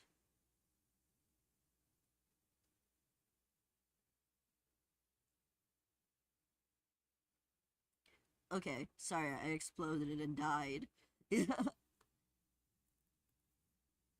History to rank up, but then the realization hit me. The last jump to get to the Parkour Pro civilization was a 3-block jump. It was literally a 3-block jump. It seems impossible for the parkour people to do, but he was given the access. He was given the access to HRT. He was given everything to go. He's ready. He is finally ready to take the big jump. Impossible. This was why no noob has ever ranked up to become a pro. The course was impossible to begin with. But then I remembered the barrier. This is what the old man wanted me to use it for. He knew the— And also trusting your trans elders. You have to trust those bitches. You absolutely do. Because after you do, what ends up happening? You finally get access to course was impossible, and he wanted to give me a chance to rank up. I placed down the barrier block, and I made the 2-block jump. I did it. I actually did it. I was the first noob in history to ever complete this course. No one at the bottom level knows what society is like up here, and I was gonna be the first one to figure it out. What was it gonna be like? Was I actually gonna be able to see the sky? Well, I guess we'll find out. And that's also another thing that a lot of people that like feels very transgender. What would it be like? I'm finally here, but what's it gonna be like when I finally pass? What is gonna change about life? What is gonna be good? What is gonna be bad? Etc. etc. I walked up to the stone walls, and the doors opened, revealing a room I've never seen anything like before. I turned the corner, and I saw a parkour pro just standing there. Hi. What the? Who are you? Where did you come from? I'm the only one working here. I came from the noob level. Notice how he's very, very confused. He doesn't know what to do with the situation. He's never had a noob pass for a pro. In his mind, this is equivalent to someone meeting their first transgender person. If you have ever been the displeasure of being someone's first transgender person, you know that feeling all too fucking well of, sorry, I'm not good at this, and then retroactively not trying at all, and then being like, her pronouns are he. That's what it feels like. That's what it feels like. Just no idea. Oh, I had to do a big stretch. Have someone show you around, like stuff like that. You really gotta. You really gotta power through that experience of being someone's first. Just beat the course and ranked up. Wow, I was not expecting this. I'm not sure what to do here. Just go over there and throw your leather boots in the lava. Alright, time to get my iron boots. Yes, sir. One ranked up. A noob by the name of Evbo. Yes, sir. I'll keep an eye on him. And that was it. That was the last time I would ever wear leather boots again for the rest of my life. From the looks of it, I only had one more lava jump to go. But this time, there were dispensers. I backed up and jumped over the lava. That was the last time he will ever be misgendered again. That's how it feels like when you get HRT. Like, even if that's not true, for a couple minutes, it's just like, that is the last time I will ever be misgendered again. And I was equipped with iron boots. I was officially a parkour pro. After I went through, I saw one more jump that led to some barrels. What is this for? It's for food. You only have to pay 1 jump for 2 steak here. Only. Notice, it's a lot better and easier at the HRT route, at the only HRT zone. It feels like, it's the easiest option. Surgeries feel very scary. A lot of the upper layers feel very scary. Things like this at this stage when you're first starting. The idea of surgeries and stuff, like, you want them, but you're also kind of scared of bursts, freaked out by them, and but it feels pretty good up here and for now. This is where you want to be for a while, it feels like. Only a 1-block jump for food? That's amazing. I opened the barrel to see something that I've never seen before. Cooked meat?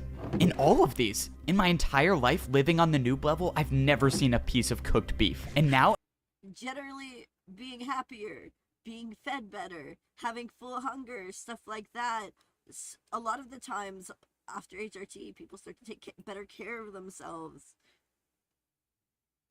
as a parkour pro, I could fully replenish my hunger bar. And that meant I could sprint now. Oh man, this is crazy. Congratulations on becoming a parkour pro. You can now head up those steps and begin your life in parkour pro civilization. Those were the exact words I wanted to hear. This is it. When I walk up these steps, I will be at the top level of parkour civilization. When I walked into the temple, I immediately saw massive statues. These statues looked like they were showing the parkour new. Now here's where the theories get fun. A lot of the time, when you start HRT, it feels like this is the end of your transition. That this is the final step. That you just reached this, and this is gonna make everything better, and everything's gonna be great now, guys. Guys, everything's gonna be great now, and everything's gonna be perfect because we finally got HRT, and that's the final step to transitioning. Noobs and the parkour pros. They even had their boots on. This place is insane. I've never seen anything like this. I mean, look at these statues. Until you find out that there's a lot more steps to transitioning than taking HRT, which it feels a lot bigger of a task than it is. When you transition and you think that you are taking HRT, and that's the end of it, and then you realize that maybe I do want the surgeries. Or maybe I do want to voice train.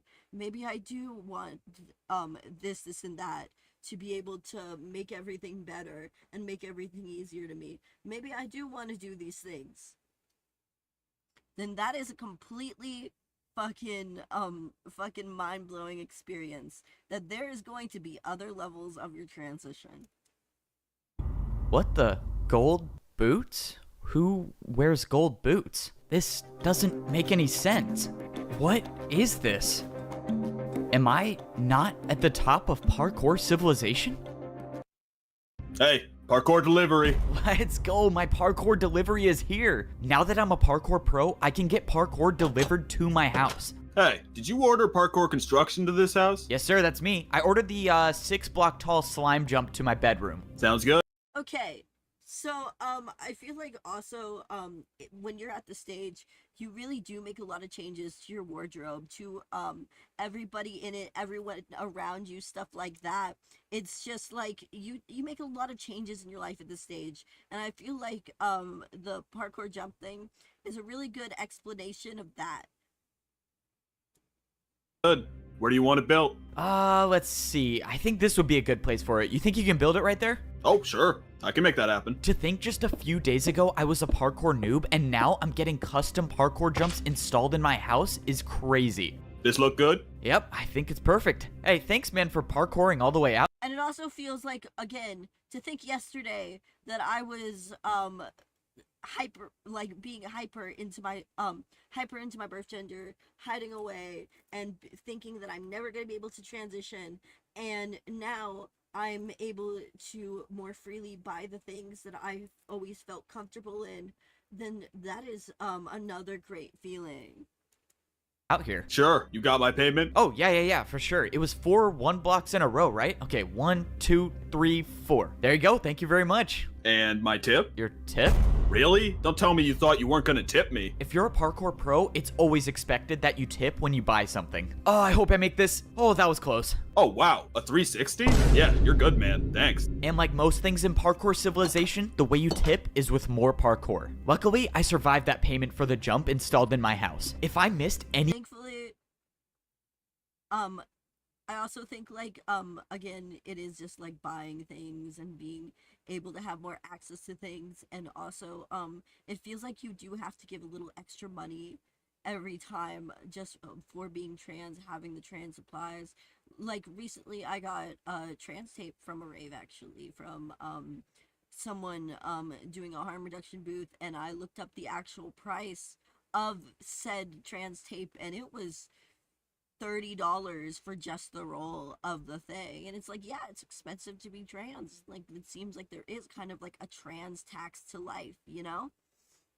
one of those jumps, I would have fallen back down to the parkour noob level and my journey to become a pro would have been for nothing. But I won't say it wasn't worth it because now I can practice slime jumps anytime I want inside of my house. And this is how my new life is. And it also is, like I said, there's been times where sometimes it feels like it's a little much, the steps we take, but then it feels really worth it to do in the end. Even if in the moment you feel bad, and in the moment you feel dysphoric, and in the moment you feel sad, in the end it really does feel good to be able to quote-unquote rank up and be able to pass easier, slowly but surely. As a pro in Parkour Civilization, no parkour noob at the bottom level knows what life is like up here, except I was the only one to rank up and become a part of parkour society. That's also what it feels like. Like a lot of newly transgender people don't really know what it's like to have life on HRT. So you see these people be very cynical and very sad about their lives. So and about the people on HRT. So it feels like we need to it feels like people need to just accept each other easier, you know, but there's these divides that it feels like cis people created between the people with HRT and without, and people who quote unquote pass and people who don't.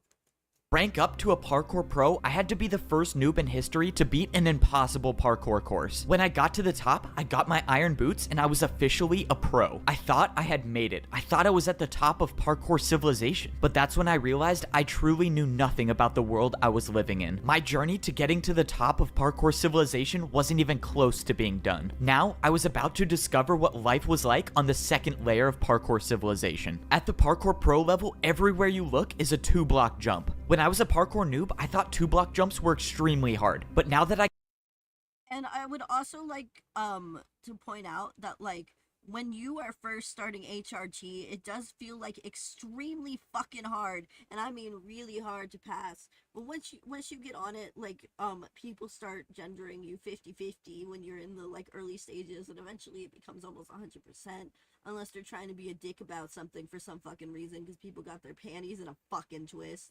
But here we are. I could sprint, I realized they were almost like 1-block jumps. Something about the pro level felt different. Maybe it was the fact that when I was a noob, I would see dirt in the sky, but now there's nothing above me. And that's when I looked back at the parkour temple. That's another thing that it also feels like. It feels like when you're on HRT, there's nothing stopping you. You know, you are finally at the point where you're passing a little bit, there's nothing stopping you. But then You can get dysphoric about other things.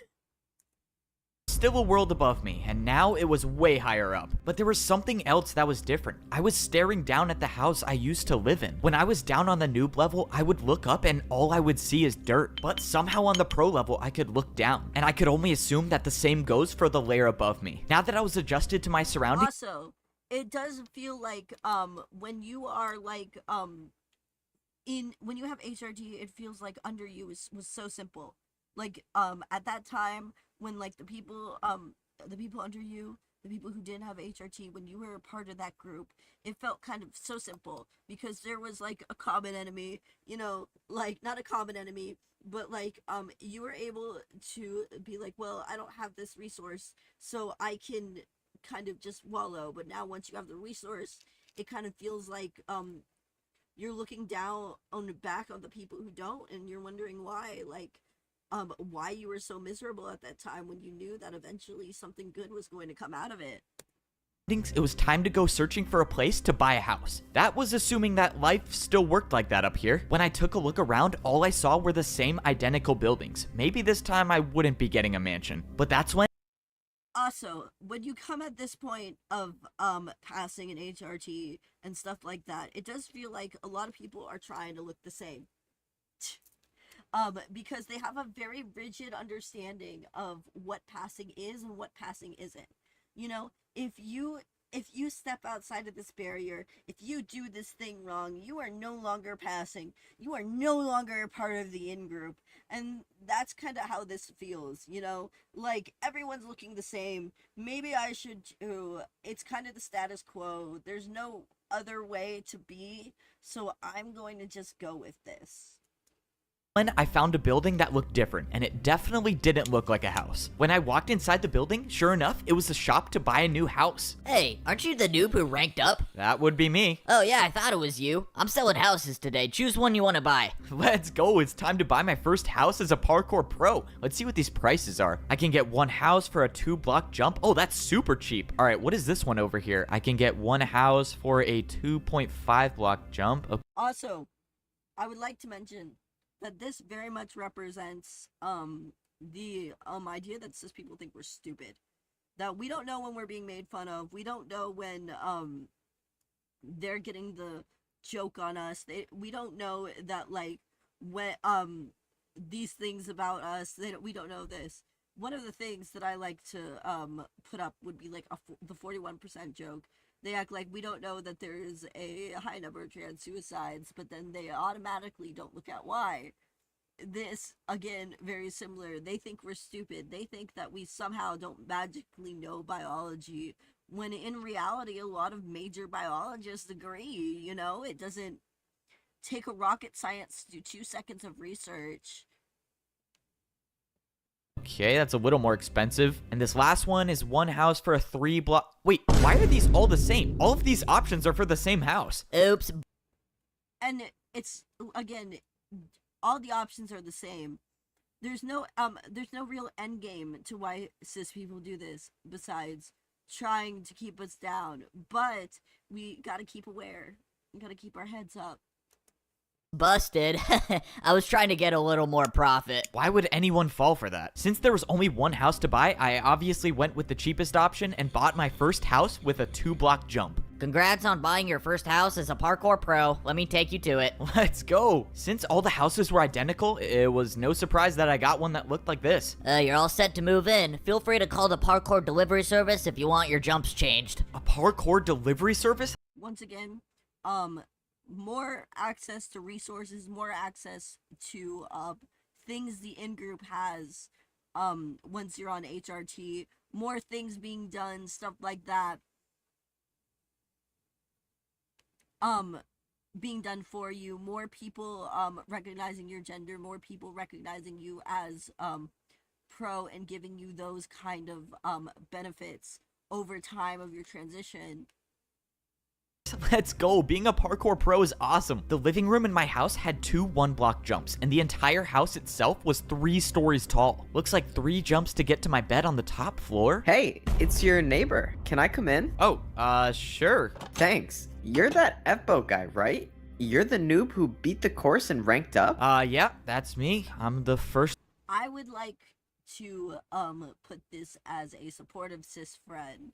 I feel like a lot of the times it's very important for trans people to have friends of the their cis counterparts, you know, like trans man, male friends, trans femme, female friends, you know, all vice versa, all that shit.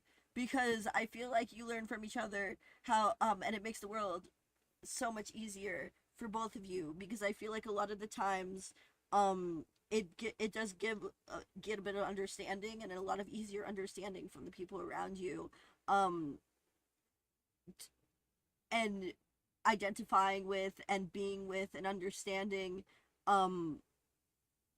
what you do in order to pass, and just by observing and hanging out with your friends, and I feel like that's also a very real thing trans people do / need also as a point in their transition, someone who is supportive and there for them and in their life, like as a cisgender person. First one to do it, I guess. I can't believe you're my neighbor. That's crazy. Well, you probably have questions about life up here, right? Anything you want to know? Yeah, one actually. What happens when we fall? What is the punishment for missing a jump at the pro level? You go down a level. If you miss a jump, you'll be a noob, and you'll have to beat the course again. Okay.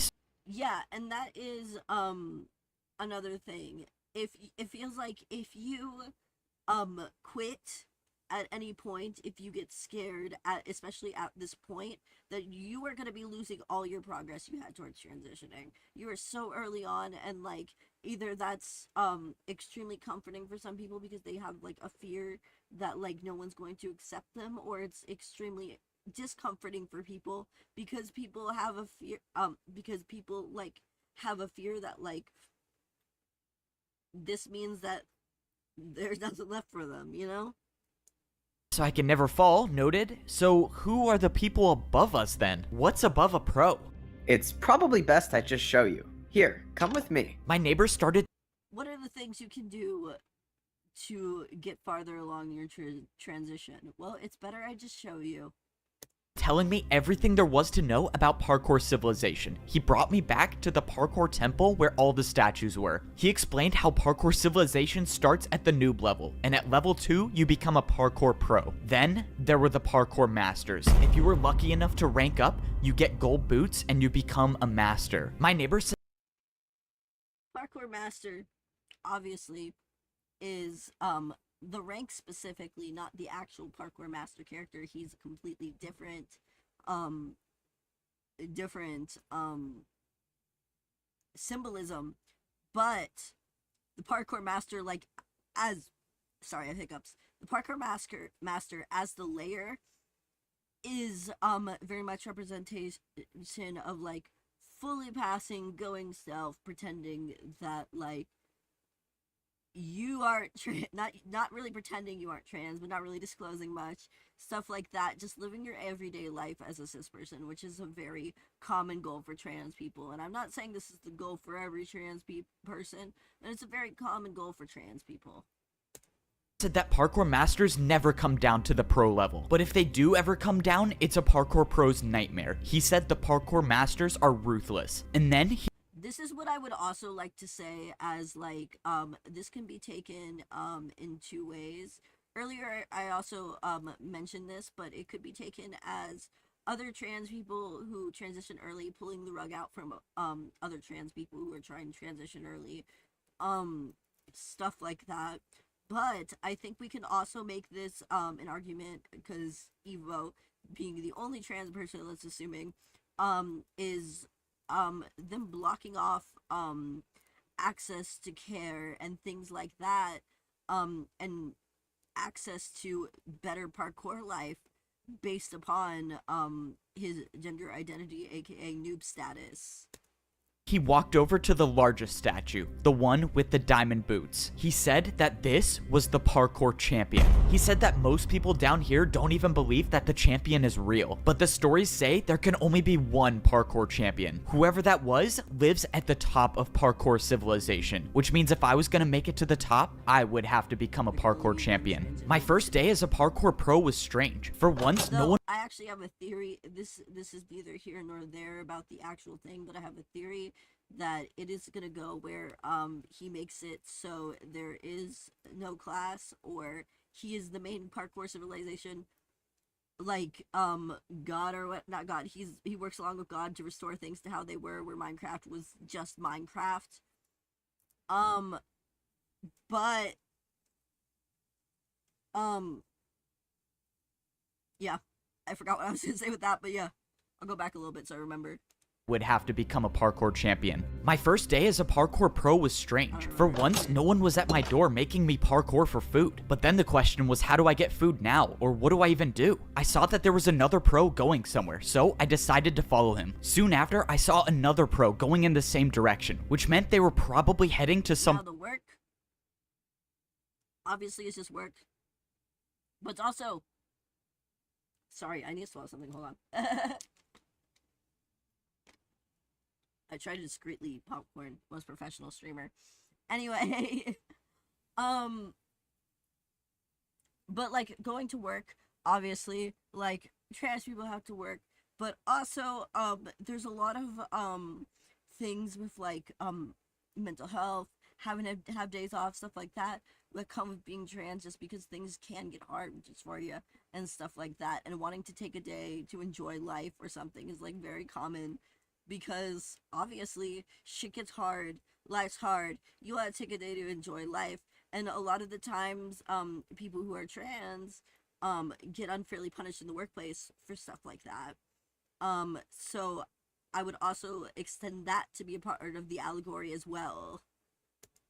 something important. After jumping for a few minutes, I saw what they were heading to. They were all heading to this massive structure in the distance. When I got closer, I saw that there was a bunch of parkour pros lined up for something. Whatever this place was, these parkour pros were willing to do 2-block vertical jumps to get here. Fortunately, I didn't fail any of these jumps and I made it into the line. I must have woke— Also, I would like to mention how the other layers of the civilization are a lot more the pro level is a lot easier than the other levels of the civilization, and the areas that he went and the areas that he's been, you know, the areas that they go as he goes higher, it seems like it's a lot more struggle. And that's also what it kind of feels like to be trans, because as you go higher, things like surgeries, facial feminization, surgeries around your body, stuff like that, that is very, very like scary and taxing on your mental and taxing on your physical self, and taxing on a lot of on your financial and stuff like that. So it feels very similar. Like he has a couple moments where he's like, why am I doing this still? And then immediately is like, because my life is better. And that feels very equal to being transgender. woken up late to whatever this was because I was the last one to show up. At this point, I didn't know if that was a good thing or a bad thing, but that's when I saw what everyone was waiting in line for. There was a dispenser at the end of the structure. The pro in front of me picked up 2 items, but the only thing I saw them holding was a piece of paper. What could be so valuable about that piece of paper that people would wait in line this long for? When it was my turn, I clicked the button, and I got a piece of steak. So this is how the parkour pros get food. Then I received the piece of paper. The paper said farm work equals 15 minutes. Patrick Lee Gibson would ban abortion. No! Because of his position, he's supported by extremist groups that oppose abortion even in cases of rape or incest. Patrick Lee Gibson is too dangerous for our community. Getting a fresh deal at Subway has never been easier. Just buy any footlong in the app, get another free. And this is when I realized how life was different on the pro level of Parkour Civilization. Instead of parkour— And this is how I realized how life was different when you are passing a little bit. Because life is a little bit different. Things are a little strange. and you have to just approach life that way. Parkouring for food like the noobs do, the pros parkour for work, just like the guy who sold me my house, the guards in parkour prison, or even the pros that fed me every day. They were all just completing their daily task that they got from this piece of paper. And now for my first daily task, And it also seems like a lot of the time, like, the people who are like trying to like get you down, make you feel shit, they're just going through their day because they're assholes, and that's just, they're just down there to make your life hell, you know. But like in the end, the people who were nice, and the people who weren't, but the people who nice matter and the people who weren't nice didn't matter. Simple enough as it is.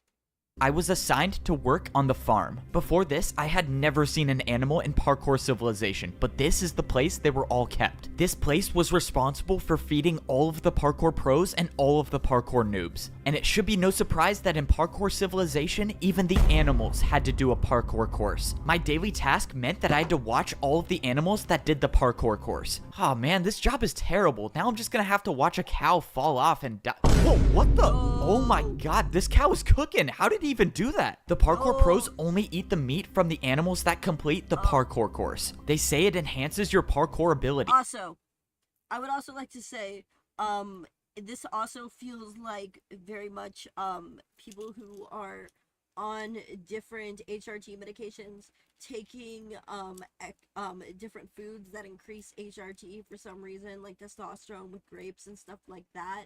It doesn't do enough work to like actually give you HRT, but apparently it's like a good booster for those and stuff like that. So it feels very similar, you know, take these things and it'll work better. Here's these things and it will make you pass better. All these passing tips, amazing. As for the other animals that don't make the course, well, that's where the meat comes from on the noob level. And some noob's gonna have to eat that. Wow, I cannot say I missed that. Parkour pros do their daily tasks for a reason. Once you've completed the task, like people who like are transphobic, non-trans, stuff like that, who are trying to like put trans people in an unsafe position, stuff like that, and make them sick with over the counter. Like I saw this Amazon thing a while back that they were like pushing, that was like a supposed to be like an estrogen for like trans people like thing, and it was like on Amazon, and it was like supposed to like increase testosterone and like cause balding and shit, which is like the worst thing in the world. Like that's so evil. But like that's kind of like how it feels, you know? that you got on your piece of paper, you take it to the training grounds. This place is basically the only reason parkour pros are incentivized. The training grounds are absolutely open queer space. You know, when you go to an open queer space and you are identifying as yourself and everyone knows who you are and believes who you are, you know, and with anyone, if anyone says you're wrong, you simply prove them wrong, and that is very similar to what I feel like open queer spaces are like. To work. This is because this is the only place in Parkour Civilization where you can practice parkour without worrying about falling to the lower level. The entrance to the training grounds is blocked by a barrier. Also, again, you could practice parkour without falling to lower level. It's very similar, like you could practice being yourself without having people who aren't a part of the LGBTQ community look at you in a strange way. And that's what it does feel like a lot with open queer spaces. And the only way in is to throw in your slip of paper once you've completed the work. The daily task I completed gave me 15 minutes of practice time. That meant for the next 15 minutes, I could practice any parkour jump I could possibly think of. Here, you have the ability to build any parkour jump you want. But with this being my first day as a parkour pro, I didn't even know what I needed to practice. So I just decided. And that's also, it feels very similar. You don't even know what you need to practice to pass. You don't even know what you need to be, who you need to act like, what you need to envision. You have to kind of just play around with whatever people have left for you and figure out your identity through that way. decided to do the jumps that people left here. It seemed like a lot of the pros were practicing fence jumps, which are jumps I had little to no experience on. But what scared me the most is what I saw over here. Someone was practicing not one, but multiple 3-block vertical jumps. It almost seemed impossible to do even one. But if someone was practicing...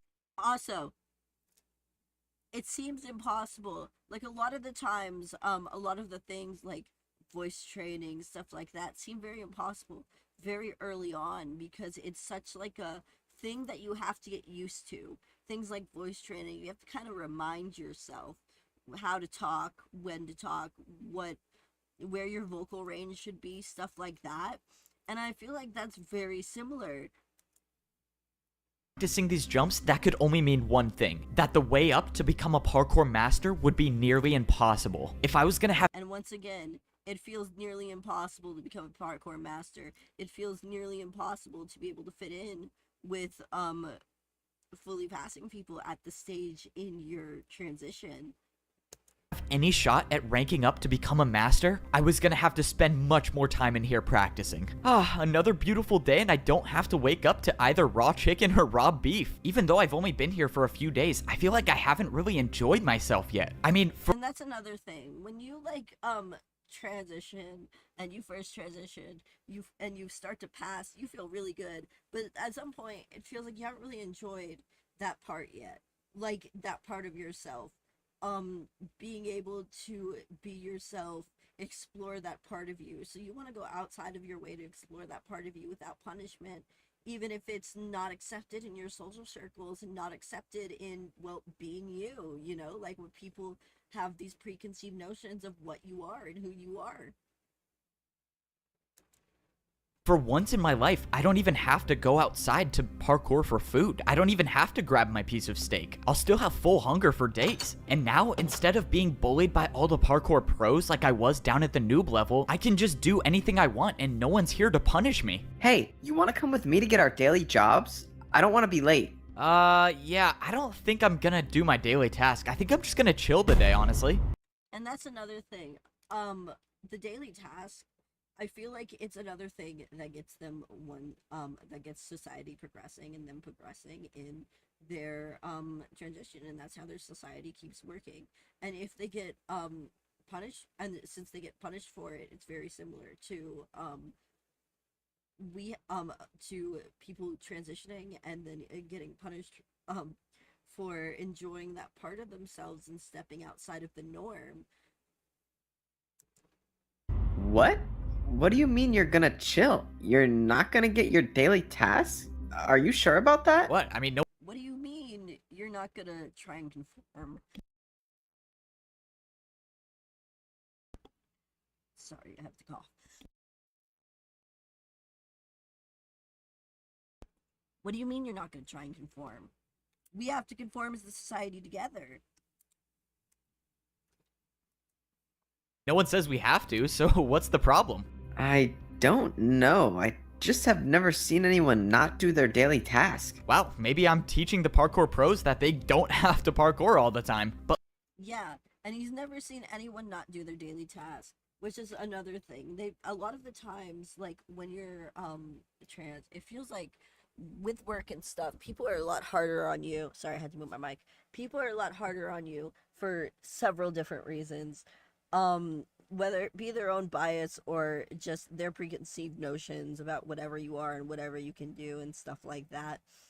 And a lot of the time, I do feel like it's a very big thing with, like, the trans community to take mental health days, take days off, because honestly, dysphoria and stuff like that can be really crippling and really hard to deal with. So I feel like a lot of the time with these, staying out and taking a break, you get a lot of this weight put on you. But later that day, I realized I made a huge mistake. What in the world is that sound? Bro, come on, I was just trying to sleep. Who keeps making that horn noise? Dude, hurry. You gotta get out here now. Follow me and make sure you don't miss a jump. Whoa, what's going on? Be late for what? Wait, where are you going? I started parkouring in the direction that And this is another thing. It kind of feels like a lot of the time, cis people, they compare us a lot. even though at the time when you're very early in your transition, there's not really a lot that like you can compare yourself to. You have to really just like wait it out to like truly see where you're gonna land with your transition. And a lot of these cis people, they're very like they're very like, what's the word, they're very detail orientated, but not in a good way. And they try and use all these science and like crazy cracked out like conspiracy theories to like out anyone they possibly can. I'm not saying all cis people, I mean specific turfs and stuff like that. So it very much does feel like this scene where who did it, who was the one who skipped their job, who was the one who decided to take a moment off. My neighbor was going, and that's when I saw a bunch of parkour pros lined up, standing completely still. I had no clue what was going on, but I followed my neighbor, and soon I got in line with all of the other parkour pros. No one was saying anything. Hey, can anyone tell me what's going on? Dude, don't say anything and look straight ahead. Why? Can't someone just explain what's happening? But that's... And a lot of the time when like this happens to you and like someone comes up and grills you, you don't have any sort of like protection or like someone to be like, hey, knock it off or whatever. You just kind of gotta like sit there and let them like look at you and look at every like little detail of your body to try and decide who you are and what you do and what you're doing. That's when it happened. Not too far ahead, someone dropped down from the sky. It was a parkour master. One of you was supposed to design a new course, but someone didn't do their task. Who was it? Oh no, I'm done for. Why? It wasn't cisgender. I'm kidding. He finds out that someone that they're finding out who didn't do their task, which it feels very much like people trying to find out who the trans one is. If you've ever seen a group of cis people try and do that and be like, who's transgender, you know, it has happened. It happens. It's very weird. Why does this have to be me? I watched as the parkour master interrogated each and every one of the parkour pros, knowing that sooner or later he was gonna show up where I was. You. What was your task? My task? I was selling houses to noobs on the bottom level. Someone already did that task. Prepare for a parkour battle. A parkour battle? The parkour battle starts now. This is just great. Now, the parkour battles, they're very interesting because they very much represent someone who is able to continuously, and I mean like continuously, work on who is able to continuously make new rules and to create things to hold people down, because obviously this is a new thing in the series, not in the series, in this level, but it's a part of their history, and the part of their history is to keep people down, to send them to the bottom layers and make the top layers less accessible, much like a lot of people on HRT and waitlist, where they try and make it less acceptable and make it almost a battle royale for testosterone or estrogen, because they need to fucking have a system that waits 30 fucking years or something like that for them to be cleared.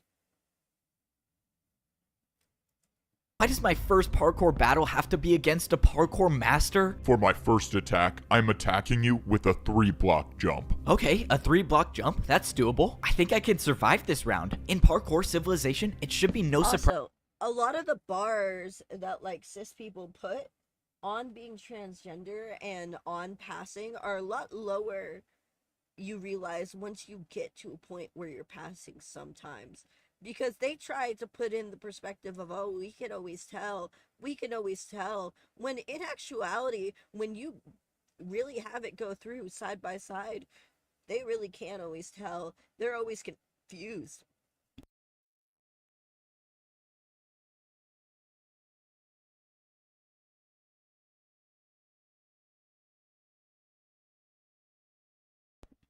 Sorry, I choked on my own spit and died. surprised that people fight each other with more parkour. If someone attacks you with a jump and you don't make it, you pay the price. Oh, this isn't good. I'm already down 4 hearts. I gave you an easy one, but I guess... And also, if you cannot make the jump and you cannot copy what a cis person does perfectly, it does feel like it is taking damage on yourself and on your identity, because you want to be able to get there and you want to be able to copy step by step, but again, you weren't even given the resources at the time to do that. This is going to be over faster than I thought. Get ready for my next attack. The worst part about parkour battles is you can't even attack your opponent until you defend one of their attacks. And by the looks of this next jump, I probably won't be attacking the parkour master at all. Your turn. 4 blocks by 3 blocks diagonal jump. Alright, here goes nothing. 1, 2, 3, 4. 1, 2, 3. Oh man, this is so far. How did he do this first try? I was hoping I would get... Once again, it feels like impossible. How do you do this first try? How are you able to do it without, like, being worried, or do it with, like, such grace that I can't do it with yet? Well, because you're not there yet. But if you try, and because you haven't tried yet, but if you try... get lucky, but luck wasn't on my side. The second attack hit me and I was down to 2 hearts. This is too fun for me. One more attack and you'll be gone forever. The parkour master was right. If I failed to defend one more attack, it's game over for me. All I could hope for now is that the parkour master fails this last jump. That way, I could actually have a chance to attack. No way he makes this first try. Oh god, he made it. This is it for you, parkour pro. A 3-block vertical jump to decide your fate. This was it. My entire journey in Parkour Civilization came down to this one jump. And it was a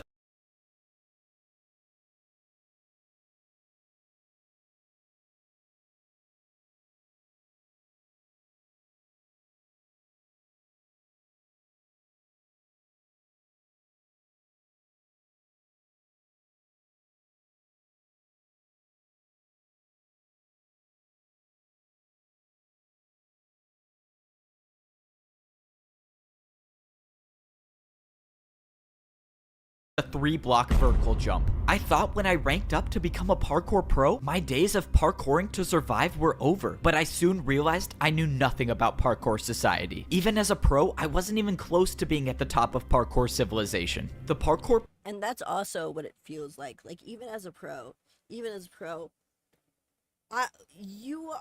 don't feel like you're there yet. You see all these people transitioning so much farther than you. And you just got on your HRT and you're at the early stages of it and you're ready for surgeries and you want to do all of this, but you feel like these people are progressing so much faster than you. But in reality, they've just had more time. Pros were the workers of society. Every day we would get a new daily job to complete, and I found out the hard way what happens if you skip your job, because the one day I didn't get my daily task, a parkour master came down and challenged me to a parkour battle. And now I have to do the hardest jump I've ever done in my life if I want to live. This was it. All my work to rank up to become a parkour pro was gonna be for nothing if I didn't make this jump, but at least I was gonna die trying. I took a deep breath. And once again, death before detransition, baby. Death before detransition. A lot of people do see like transition as like this is the final thing. They're gonna die trying to do it or else, you know? And like that I feel like is a very valid way to look at it. And I jumped. What? Is this real? I did it. I made a 3-block vertical jump. You just bought yourself 5 more minutes of time, but we both know your fate. Get ready to attack me. The parkour master was right. All I did was buy myself a little time. How was I going to be able to do a jump that the parkour master couldn't do? And if I make it too easy, the parkour master will just... And once again, a lot of the time, cis people will be like, prove it to me. How would I be able to prove my gender identity to me? How could you prove your gender identity to you? How can you prove your gender identity to me that isn't in a way that like disrespects women or disrespects men? Simple enough. And I'm talking that like the thing about the horse. If y'all seen it, describe a horse that isn't a circular describe a chair that isn't a circular definition that includes every kind of chair, and only the definition of a chair. My piercing just came out. You can't. Get another chance to attack me. I got lucky last time, but I don't think I'd survive another attack from the parkour master. For my first attack, I built a 1-block jump and I did a 360. Maybe, just maybe, there was a chance this would work. Wow, a 360? I've never done that before, but if you did it, it can't be that hard. Let's go. He's never done it before. I needed him to fail this jump. What? How? Who even does 360s? What is this? By some miracle, my attack against the parkour... And once again, I feel like a lot of the times when put up to the task to prove that they are their gender, that they care more about being their gender than some weird like thing, I feel like most of the time they can properly prove it, and it's very much the truth that like these people think with their preferred gender. Parkour master was successful. I think I found his weakness. He couldn't do a 360. This was my chance. I just had to make sure that I kept making my jumps. For my next attack, I built a 2-block jump. I've never even made this jump before, but my entire life depended on it. I jumped, and I successfully made a 2-block jump with a 360. This is ridiculous. How are you doing these jumps? I watched as the parkour master tried to defend against my attack, but once again, the 360 was too difficult for him. This can't be possible. How are you beating? Once again, the arguments that end up with TERFs and that I've always seen have always delved into some sort of like racism, transphobia, not transphobia, but like misogyny, stuff like that, because transphobia is obvious. And like every single time it just makes that community look worse and worse. Why would you want to be on the same community that sides with like the Nazis, you know? Me. Now, both the parkour master and I were at 2 hearts. The next person to land an attack would win the parkour battle. Alright, you ready for a 3-block jump with a 360? No, stop. I yield. You win the parkour battle. What? Are you serious? No way. I actually won the parkour battle? Somehow I beat a parkour master. Because you beat me, I have something that can help you rank up to become a parkour master. I could become a parkour master? The master said. And here we go. Here's the next ticket to passing, giving information to the next generation of transgender people. As simple as day, as clear as day, as the argument is right here, because he's got something for him, because he beat him, because he proved it. And I feel like a lot of the time, cisgender people, they need to be proven that like trans people are the gender they are, and once they are, they tend to come around to it a lot easier. I've seen a lot of people go from being like transphobic to not so much anymore for the same reasons. That the course to becoming a parkour master would be impossible, but he had something that could help me along the way. He pulled out an item and threw it on the ground. I went to pick it up and I figured out that it was a totem of undying. He said somewhere in the course there is a jump that I won't survive, and I'll know it when I see it. He told me to go somewhere along the lines of your transition, there is a time where you feel like you won't survive, but you have to go study that time, look back and see why that time was so evil and how you can improve from it. Attempt the course to rank up and find this jump. He said to find any information about the secret to completing that jump, because if I can figure out how to make the jump, I could rank up to become a parkour master. This was insane. Earlier today, I didn't even know parkour battles existed, and somehow I won my first battle, not just against anyone, but a parkour master. And now I actually have a reason to go back to the parkour temple and try to do the course to become a parkour master. I didn't like thinking about the fact that that wasn't the course to rank up. That was just the path to get up to the temple. But I wasn't going to make the journey up the temple just yet. Not only did I need food to get my health back, but I needed to do my daily task. I barely escaped with my life after missing one day of work, so I wasn't going to do that again. And today my task was feed noobs. I realized after all this time of being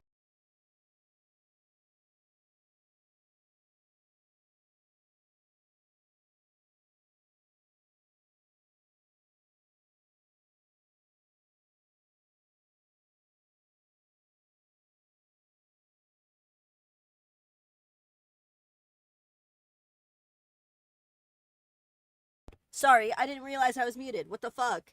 Okay, anyway.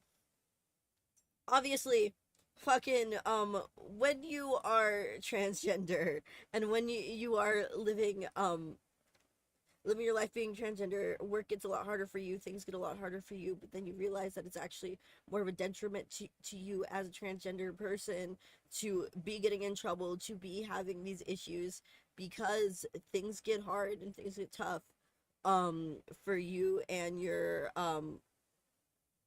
for you and identifying as your gender. So you tend to avoid doing that, especially because a lot of the time these things are expensive and you have to save for them anyway.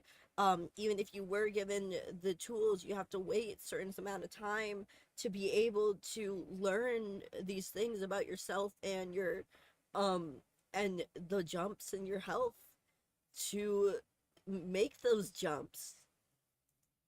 Being a parkour pro, I've never made my way back down to the noob level yet. I wonder if anything's changed down there since I ranked up. If you're a pro in Parkour Civilization and you fall, you'll lose your rank and become a noob again. But you can still go down to the lower level. There's just a different way. This is the first time I'd been back to this part of the parkour temple since I ranked up. And now that I was a pro, I had access to a different doorway that I've never seen before. This new... Once again, I feel like he talks very similarly to this about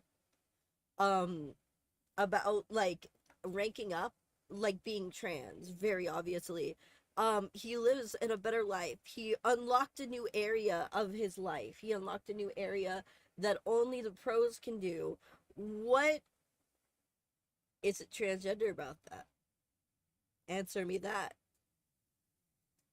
Path led to a giant staircase that would take me back down to the noob level. If I missed one of these jumps, I would for sure die, but fortunately, one block jumps are too easy for me now that I'm a parkour pro. When I got to the bottom, I collected everything I needed in order for me to complete my daily task. It's crazy to think that I'm still the only one to have ever completed this course, but the barrier I used still should be there, so maybe someone else will. This is so strange. I once lived in this neighborhood. That was once my mansion, and now as a parkour pro, I can see what it really looks like from down here. When I lived here, I was the only one that lived in my neighborhood, or at least the only one left. So does anyone live here anymore? Hello? And once again, going back and visiting the old people that like you've seen that helped you along the way to your transition, and the people who have been there, and also the people who are still not yet on the HRT that they want to be and need to be, that is a very insane, heartfelt feeling that I feel like is very well received here as well. Anyone home? Okay, I guess not. Maybe someone bought my mansion? I don't know. Hello? Anyone here? Yeah, I'm coming. Oh, no way. Someone actually does live here. All right, time to set up the jumps. Sorry. Let's see, 1 block jump for raw chicken, and then the 1 block vertical jump for raw beef. Man, I can't believe I'm actually doing this job now. All right, mandatory parkour check. Oh, great. It's you. You're a parkour noob now? Weren't you just at my house? Yeah, you delivered my parkour to me. So what happened? What do you think happened, genius? You just paid me a huge tip, and I was so happy. And then I fell out the front door. Hey man, well, you know, I ranked up, so you could too. All right, so now you have to choose your jump. You think I don't know what to do already? Just let me jump for my food in peace. Hey, I feel like I remember being in a situation that was just like this. You really think I could rank up to be a parkour pro? Not a chance. You're a parkour noob. And you think you're so good now. Just wait till I rank up. Oh, shoot. Los escritorios no compiten contra armas de guerra, por eso rezamos que regresen a casa sanos y salvo. Mike García se niega a actuar para prohibir la compra de armas a criminales. Mientras tanto, las tragedias siguen. Nuestros hijos merecen algo mejor.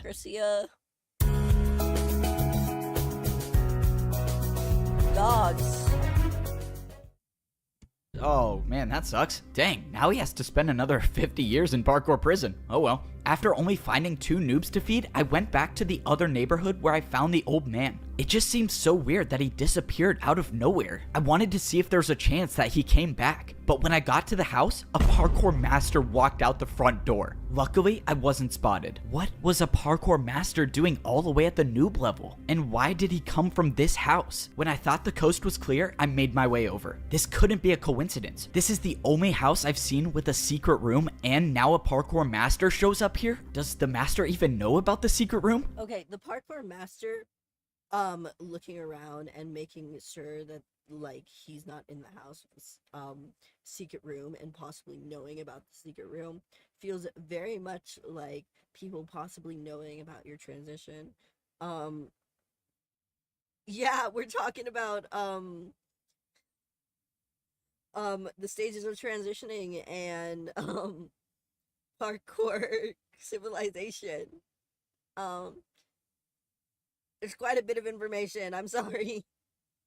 But I really just feel like when you're trying to hide it a little more, especially when you're starting to pass, and then like people finding out, maybe finding out about your source, or finding out about like something through like an online thing, just very nerve-wracking. Is this person gonna out me? Is this person not? Does this person know what's going on?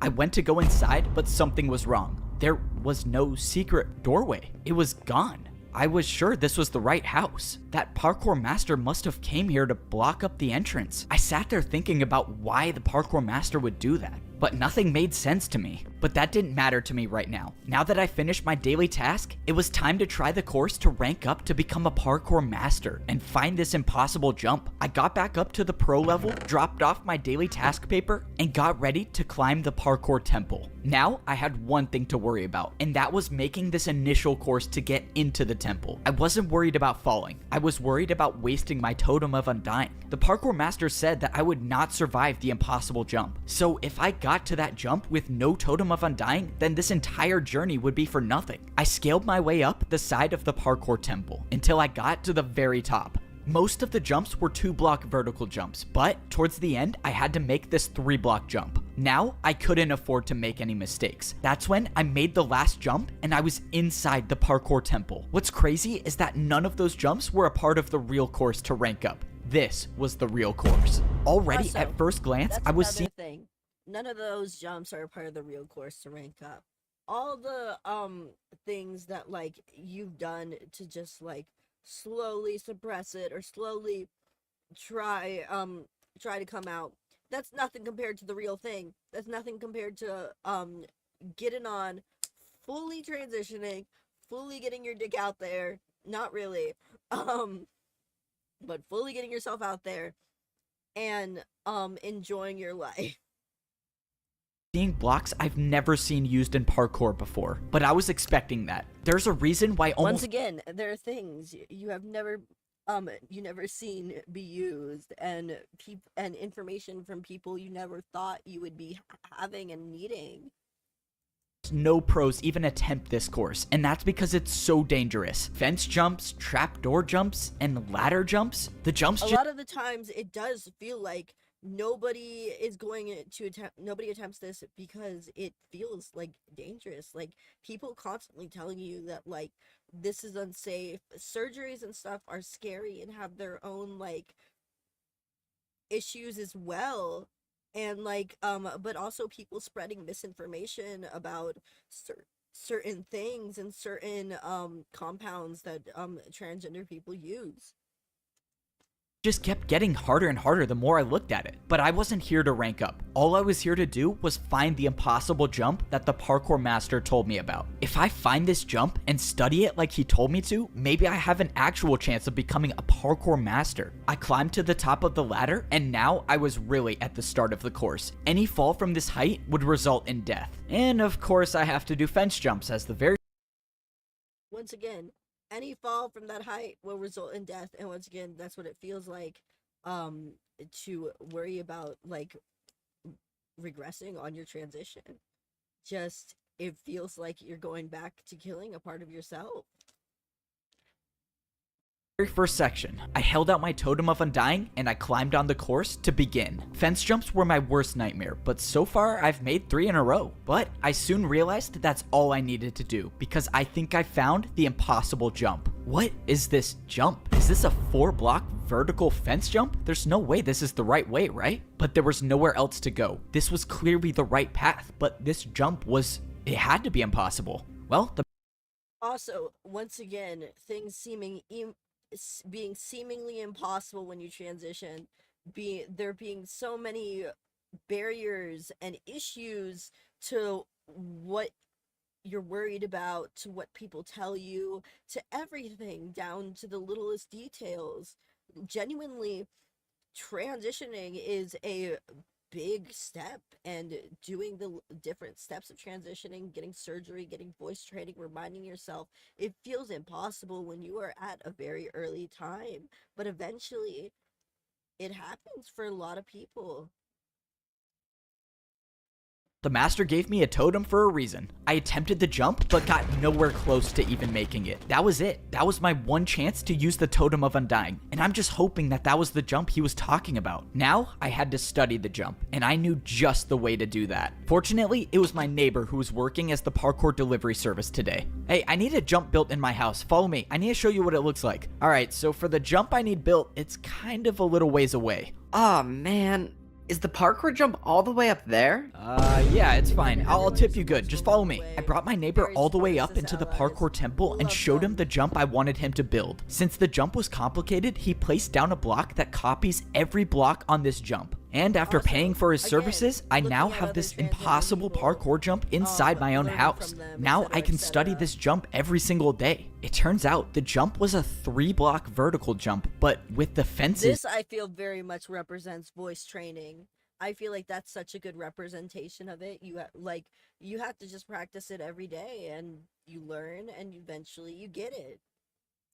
It turns into a 4-block. It was actually impossible. So what was I missing here? I couldn't just practice this jump because Parkour Civilization laws state all jumps inside your home must have a risk of dying. So practicing wasn't gonna be my best option.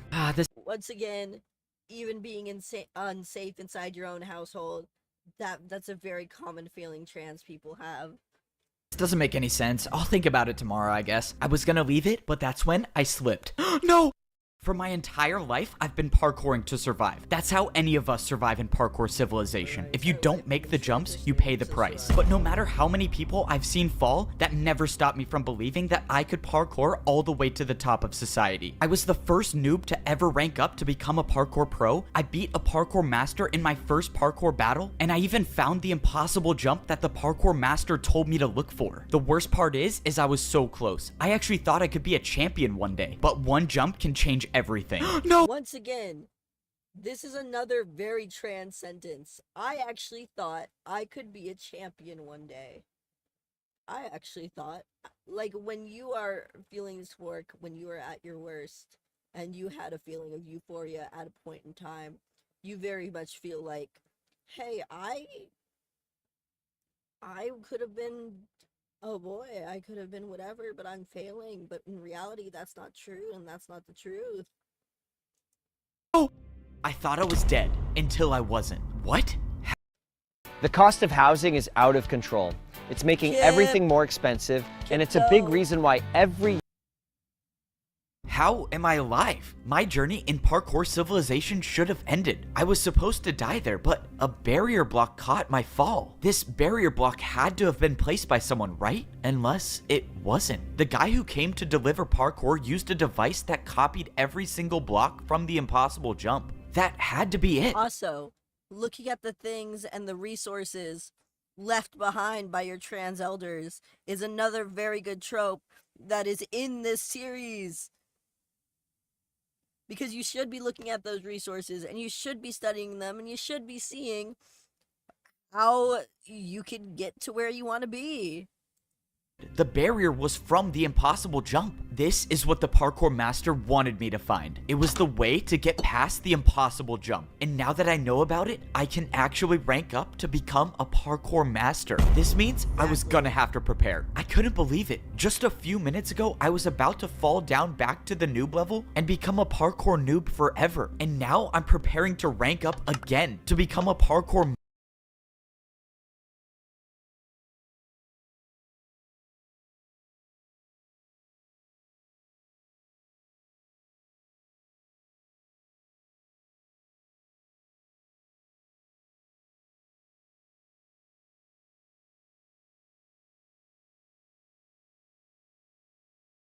Master. Alright, let's see what my daily task is today. Parkour course building. Okay, definitely cannot skip that. The last time I tried skipping my daily task, I was assigned parkour course building, and that resulted in a parkour master challenging me to a parkour battle where I barely survived, so I'm not gonna do that again. So far, this was the first time I've done a daily task that was located in parkour prison, and the only way to get there is by jumping in the void. Ever since I escaped this prison, I've never been back, and now I'm working here. Oh, finally you're here. I thought you were never gonna show up. The parkour masters want another glass course made, and make sure you don't make the jumps too easy. There's only 2 noobs left in parkour prison, so I'll just grab one of them to do the course. There's only 2 noobs left in parkour prison? I don't know if that's a good thing or a bad thing. In Parkour Civilization, the parkour pros are responsible for building new parkour courses for the parkour masters. And since the pros would never want to try these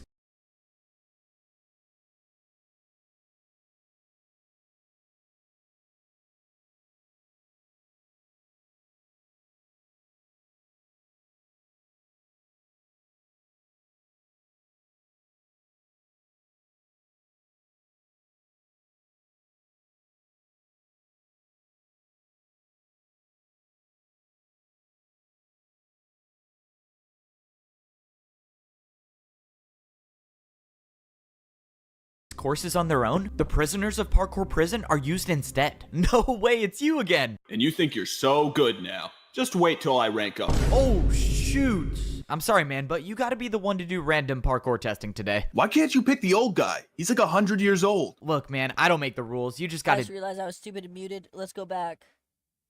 I thought you were never gonna show up. The parkour masters want another glass course made, and make sure you don't make the jumps too easy. There's only 2 noobs left in parkour prison, so I'll just grab one of them to do the course. There's only 2 noobs left in parkour prison? I don't know if that's a good thing or a bad thing. In Parkour Civilization, the parkour pros are...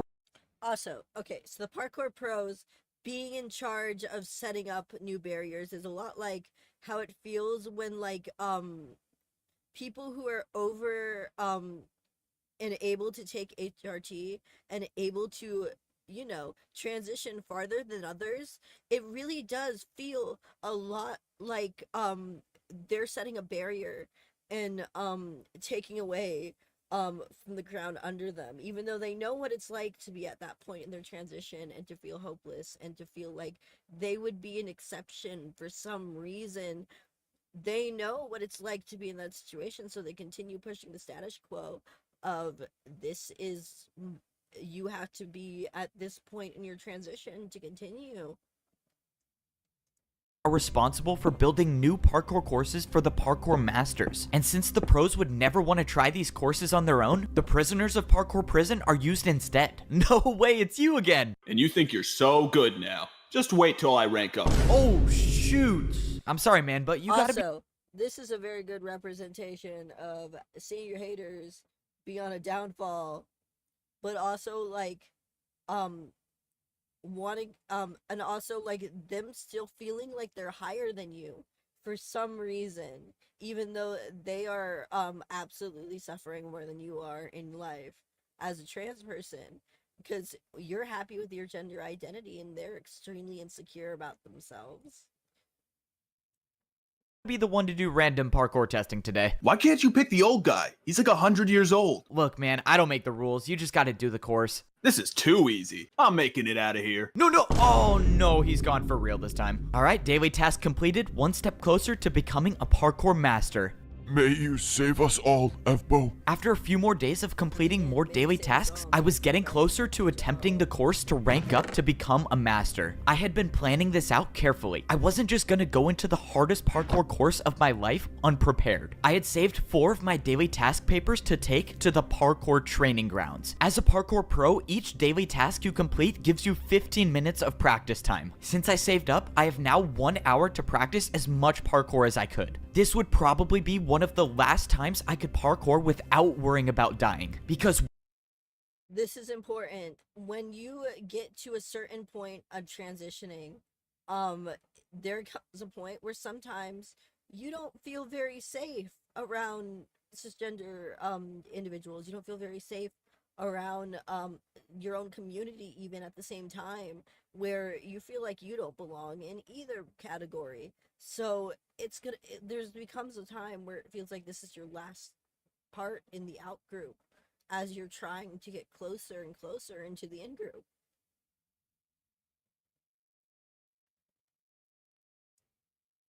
Once I stepped foot into the parkour temple to become a master, there would be no turning back. All of this preparation is relying on the fact that there actually is a secret path to get past the impossible jump. But I've come too far and I've been through too much to give up now. I have to believe there's a way to rank up. I tried practicing every jump that I remembered from the parkour temple. Most of the jumps I saw were either fences, trapdoors, or ladders, and I used my entire time in the training grounds practicing those jumps. By the end of the hour, I felt like I had unlocked parkour abilities I've never had before. I was speedrunning through fence. By the end of HRG, I believe that I have gotten powers that I never had before, that I have unlocked a certain type of masculinity that I haven't before, which is a very important thing to add on top of that. Jumps and trapdoor jumps easily. 3-block jumps weren't even a challenge for me by the end of my training. And that's how I knew that it was time to head to the parkour temple and do the course to become a parkour master. Yes, sir. He's heading to the parkour temple now. Don't worry, sir. I have something planned. I can promise you he's not making it out alive. This was it. And once again, this feels very much how TERFs try and make the world for us. And also legalization of HRT. You don't want us to reach that level. They don't want us to reach that level of being able to have HRT, have access to surgery, have access to that. So they do everything they retroactively can to, you know, legislate against it. It was time to start the journey up the parkour temple. The last time I made this climb, I had a totem of undying for a second chance. But this time around, there would be no second chances. This was my last and only run. If I don't make every single one of these jumps in the parkour course, this would be the last view I ever have of parkour civilization. But that's how parkour life is. You either rise or you fall. You can never stay in the same place. And I had decided that I was going to be the one to rise. I got to the top of the ladder and it was time to start the parkour course. Any fall from this height would be the death of me. But the fence jumps weren't what I was worried about. It was this, the impossible jump. This is when I find out if the secret path is real or not. I studied where the barrier block was in my house. Because you have to prove at some point that you have to prove, and it feels like you have words. You have to prove a lot. It feels like you have to prove a lot of the time what your gender is, even if you don't necessarily agree with all the things that like you have to do to be your gender and fit in and conform. It feels very life or death a lot of times. Like, if I don't do this, once again, I won't be part of the in-group or the out-group. If I wanted to land on the barrier, I would have to walk off the fence. If I jumped, I would miss the block. And that's assuming it was even there. But there's only one way to find out. I walked off the ledge, and I was alive, was here. The secret path was real. Now I knew it was possible. It was possible to become a parkour master. I looked around for where to go next, and I saw the outline of a barrier 3 blocks to my left. And I saw the staircase of barriers that would lead up back onto the parkour course. I've never done invisible parkour before, but there's a first time for everything. I made the 3-block jump, and I was on the secret path. I didn't understand. Did someone make the secret path, or was the course designed like this from the beginning? Either way, Once again, was there someone before me? This is very much how it feels to not know that there's other trans people around you in a time where people are saying that, like, no, you guys are rarer than you are, you guys are rarer than you are, and disagreeing with our existence as a whole. It's very important, just like, to be able to push forward and be like, yes, I exist. Maybe there was other people before me who paved this way, and finding out there was other people before me that paved this way.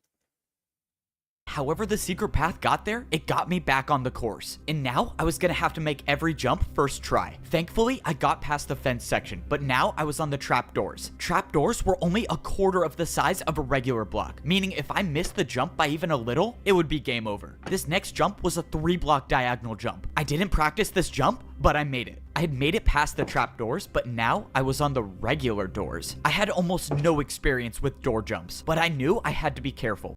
Once again, having no experience with what you're doing, but knowing that you have to keep pushing forward, it's a very common thing to feel. Even though you've had all the resources, you've had all the information, you've had doctors talk to you, you've got blood work, you've done everything under the book, sometimes it feels like you're still going into the deep because people have convinced you that you don't know all the effects, even though you've been looking into it for a very, very long time.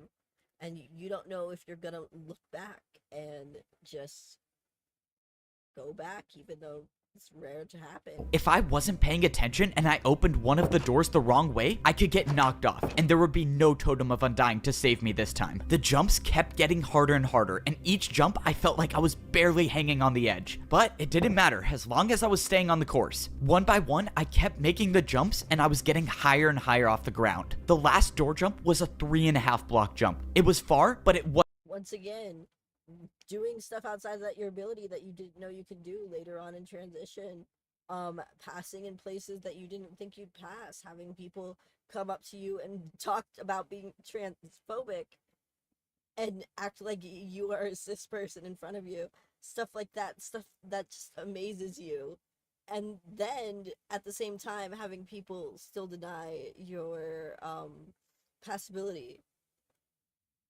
Wasn't gonna be the jump that stopped me from ranking up. I didn't like thinking about the fact that this course had no room for error. When I ranked up before, at least the course had blocks to potentially break my fall, but here, there was nothing that could save me. Luckily, I made it past the door section, and now I was onto the ladder section. Everything was going smoothly until I found something I've never seen before. Is this jump even possible? This is a 2-block vertical jump. I've never seen this jump before, but I figured it had to be possible. I went for it, and I made it. And that's when I saw one of the hardest jumps I've ever seen. Oh no, this could be the end of me. Come on, please hang on.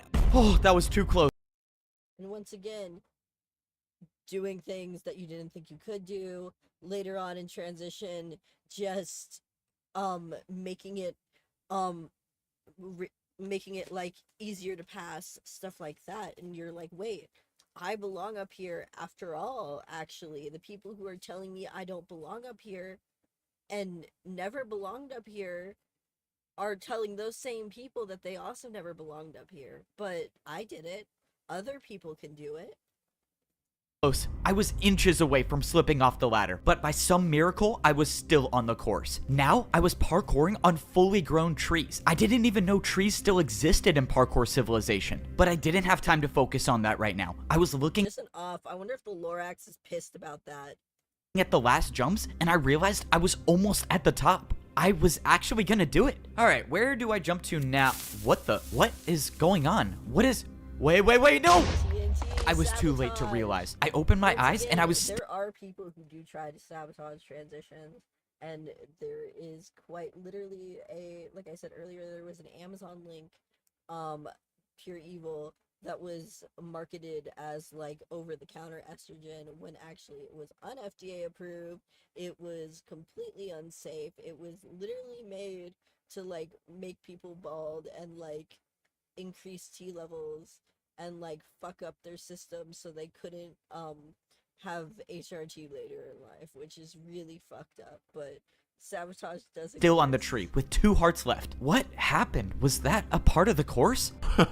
That is impressive. I thought the TNT would do the trick, but you just want to stay alive. What the? Who are you? What are you doing here? I'm so confused. What is going on? Oh, please don't tell me you thought you were gonna rank up. You were a noob. You don't belong up there. You could never be a parkour master. You belong at the bottom level. You were a noob. Where do we hear this? Where have we heard this before? Let me play it back for you. Want to stay alive. What the? Who are you? What are you doing here? I'm so confused. What is going on? Oh, please don't tell me you thought you were gonna rank up. You were a noob. You don't belong up there. You could never be a parkour master. You belong at the bottom level. You were a noob. You were born to be one, and you'll always be one. And now I gotta finish the job. Prepare for a parkour battle. Oh god, a parkour battle is not what I need right now. I only have 2 hearts left. That means if I fail to Now tell me, where have we heard that before? Come on. Tell me. defend any parkour attack, that will be the end of me. And to think I actually had a chance of ranking up. Say goodbye to parkour civilization. The battle starts now. I attack you with a 2-block diagonal vertical jump. Whoever this was severely underestimated me. I've beaten a master in a parkour battle, and once again, severely underestimated, which happens again with a lot of transgender individuals. They are always severely underestimated. People don't always take them seriously, and when they do prove without a shadow of a doubt against them, it always ends up bad on their end. Sure wasn't gonna get out to a jump like that. There's no point in fighting back. Your fate is inevitable. I didn't listen to the parkour pro. I knew that as long as I could parkour, I was still in this. Now, I couldn't afford to play it safe. I needed an attack that would finish him once and for all, and that meant doing a jump I've never done before. Come on, please make it. I did it. No, what was that? What was that jump? Well, that would be a 2-block downwards backwards jump. Wait, sorry, I messed up. It's actually a 2-block downwards backwards diagonal jump. This was it. The pro lined up at the edge of the once again, proving beyond a shadow of a doubt that he is wrong, that he is not a noob, that he will not always be a noob, that people around him, the things he does every single day prove otherwise. block and jump backwards. Come on, please. No! I did it. I won the parkour battle. But against who? That was just a parkour pro. Why was another pro trying to attack me? And why did they not want me to rank up? What was all that stuff he was saying about how And also, the way he says it could also be a case of another trans person pulling out the rope from under them and trying to discourage them from transitioning for whatever reason. That could also be another case made here. And also just sorry, I want to go back a second. Trying to attack me, and why did they not want me to rank up? What was And just the general confusion of like people outside your circle disagreeing or being mean to you even though you've done nothing wrong, that you don't understand that like why people have this automatic hate towards you and towards how you live. all that stuff he was saying about how I was born to be at the bottom? There was too much to think about, but I had to set that aside because now I still had to worry about surviving the parkour. And once again, a lot of the times you do have to set aside thank you, Mission, for the hydrate. You do have to set aside like your sorry, the hydrate confused me. It's too much to think about, but I had to set that aside because now Yeah, it is a lot to think about, like people screaming that in your face, treating you like you are subhuman, especially in online spaces. He wants you to be his bottom. You were born to be a bottom. No.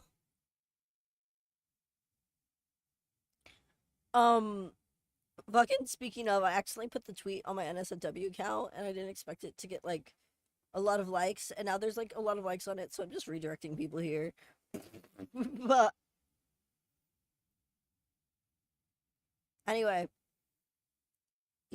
back to what I was saying, like it's very jarring. It's a very jarring experience having that like screaming in your face, like you're not gonna be a real man, you're not gonna be a real woman, whatever, so have you. And then like just having to go on through your day with that, but like there's really no other way to live besides going on with your day. People are scary, people are mean sometimes, but you just gotta go along with it. Now, I still had to worry about surviving the parkour course. And not even just the parkour jumps. Who knows if there are more traps waiting for me ahead. I took a look at the rest of the course. I could see the final stretch of jumps, and women are suffering, denied life-saving care because of extreme abortion bans, and Congressman Mike Garcia wants to make it. Mike Garcia this time. And all I had to do now was a slime block jump. Let's go. All the days I was using my custom slime block jump to get to my bed were just practice for this moment. I jumped and I made it. Now I was standing on one of the final jumps of the course and I could see the doorway up ahead. And now were the 3-block vertical jumps. But I've been practicing. Once again, you could see the thing up ahead. It's just feet away. It's close. But now you have to do the couple jumps to get there, to get to where you want to be in life. For this moment. I used my momentum to do all 5 jumps in a row. In less than 10 jumps, I would be a parkour master. Now, I was at a tricky part. I've never even seen chain jumps before, but compared to surviving a surprise attack and parkour battle, it was nothing to me anymore. I made the final chain jump, and I was 1 jump away from becoming a parkour master. This was it. This was what everything was leading up to. The old man that helped me, the parkour master that gave me the totem, they all wanted me to make it to this point, and I wasn't gonna let them down. I jumped and I made it. I did it. I actually did it. I turned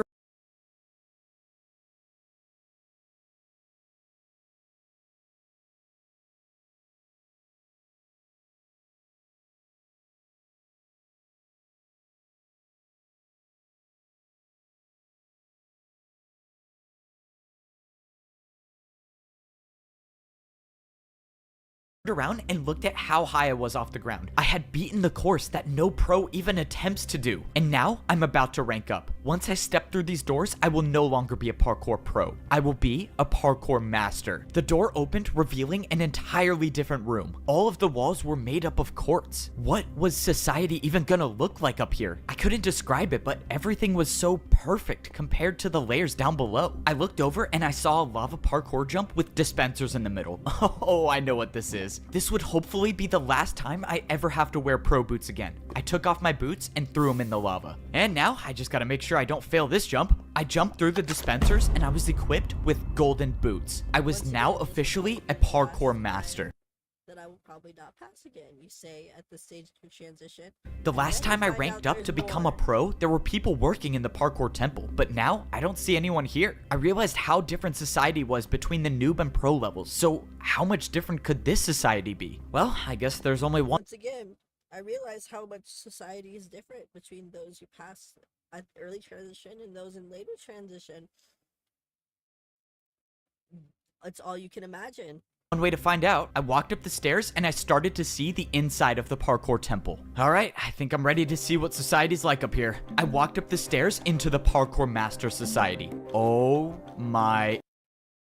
Becoming a master of parkour civilization wasn't easy. I had to risk my life finding a way past an impossible jump. I had to complete parkour jumps that I've never even done before. I even had to survive a surprise attack while trying to rank up. But no matter what challenge I faced, nothing stopped me from ranking up to become a parkour master. Now I get to be the first parkour pro to see what society is like up here. Oh my... This is what parkour civilization looks like as a master. Up here, only the best of the best can survive all of the jumps. One missed jump. Once again, up here, only the best can survive on the jump. Only the best can conform and fit into society. It feels at this point in time, but you can see all the trans people before you, all the trans people struggling and where they struggling and needing to get where they want to be, but eventually they become, good. They become okay. And they get to where you are as well. And I would rank down back to a parkour. Slowly, that the barriers between passing and non-passing people and people who get gendered correctly are a lot thinner and lower than you would believe. Pro, and all of my work to get up here would have been for nothing. And now it looks like I'm gonna be fighting for my life every jump. As a parkour noob, I only had to do 1 block jumps. When I became a pro, those 1 block jumps turned into 2 block jumps. And now as a parkour master, everywhere I look is a 3 block jump. Except now up here, there are parkour highways. It seemed like taking the highway was a little easier since the glass jumps were about 2.5 blocks. I was expecting life to be different up here, but I did not think it would look like this. I mean, were these even houses? These were more like skyscrapers. Wait, could I actually buy a skyscraper as a master? I looked up and way up high, I saw a parkour master easily making the jumps. And just when I thought he was gonna die from fall damage, he just caught himself with a water. Once again, just when I thought they were gonna die, I also feel like this is a good representation of transgender people slowly being able to accept who they are and enjoy their interests beforehand as well as after their transition, and be like, hey, actually liking this doesn't make me more masculine, or liking this doesn't make me more feminine, liking this doesn't hurt me in any way whatsoever. and accepting that and being able to do things that seem scary and impossible to those before they transition, but then transitioning and doing so anyway and making themselves feel happy and confident. Slowly the barriers between each one make less and less sense, especially because at a point it does seem like it feels a little bit easier to be at the pro level, because you get fed, all you have to do is your work and then you do your thing. But it's just an improvement on life overall if you keep continuing. Bucket and moved on. I've never heard of water bucket parkour being a thing, but that's when I remembered the parkour master that I battled came down the same way. So parkour masters can use water to never take fall damage? Alright, well it looks like I gotta go find myself a water bucket. When the moves are sweet, and those really chocolate chips just unfucking can't be beat. I think it's entirely different to be a police officer now. Because of George Gascon's policies, which George Whitesides supports. His financial support for George Gascon has caused that crime to continue and worsen. Everyday average working Americans. We're the ones that are.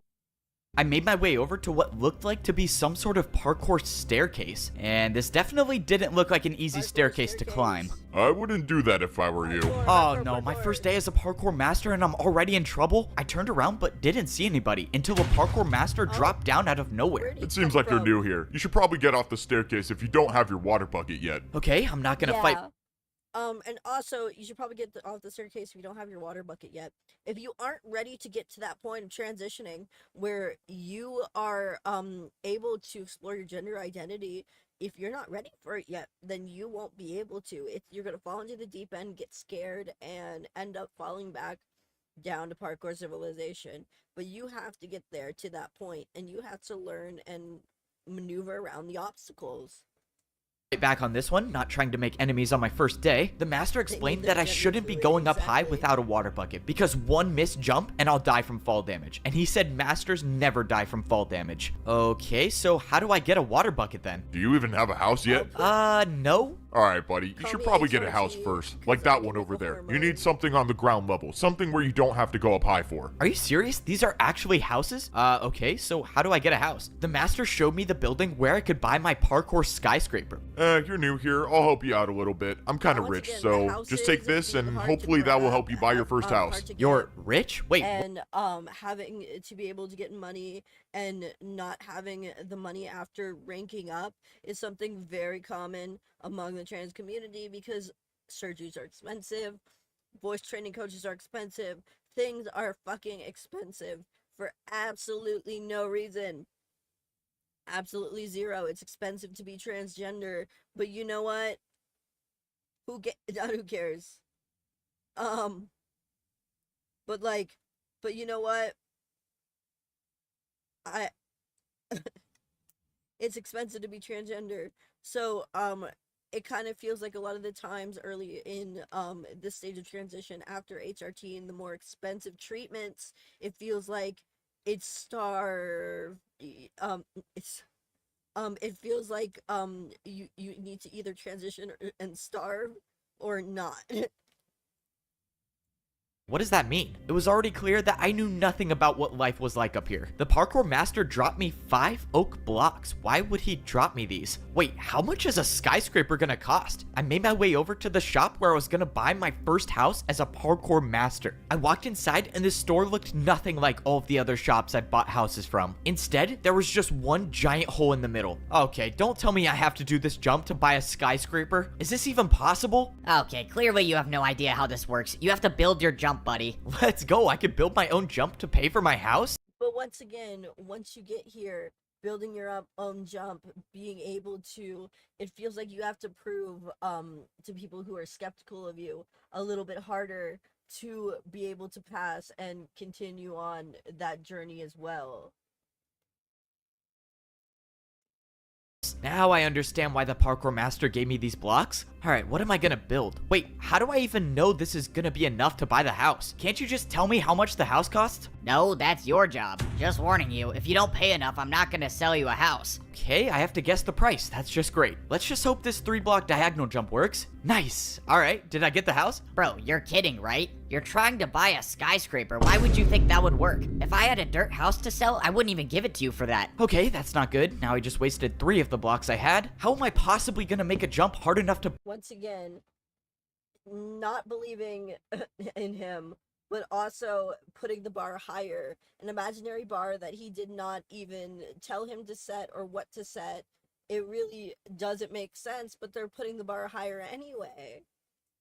buy a skyscraper with 1 block. Okay, let's see. This is a 3-block jump and then into a 2-block jump. Oh god, I have an idea and I don't like it. But if I'm gonna buy a parkour skyscraper, I think this is my only choice. This is such a bad idea. Why am I doing this? Whatever, I'm just gonna go for it. 1, 2. Oh, I cannot believe I just made that. I've never even seen a 360, but you just paid me with 2 in a row. This is incredible. Let me show you. Once again, and once you prove to the people that are skeptical that you are who you are and you are the gender that you are, you can get whatever the fuck, not you can get whatever the fuck you want, but you can get the respect that you need from them, which is a very weird feeling when you weren't able to get that respect from them beforehand, especially at the lower quote-unquote levels or like early passing. Show you to your parkour skyscraper. If there's one thing I know about life in parkour civilization, it's that a 360 can solve everything. Alright, here's your new house. I have to be the first person in history to have bought a house on the noob level, the pro level, and the master level.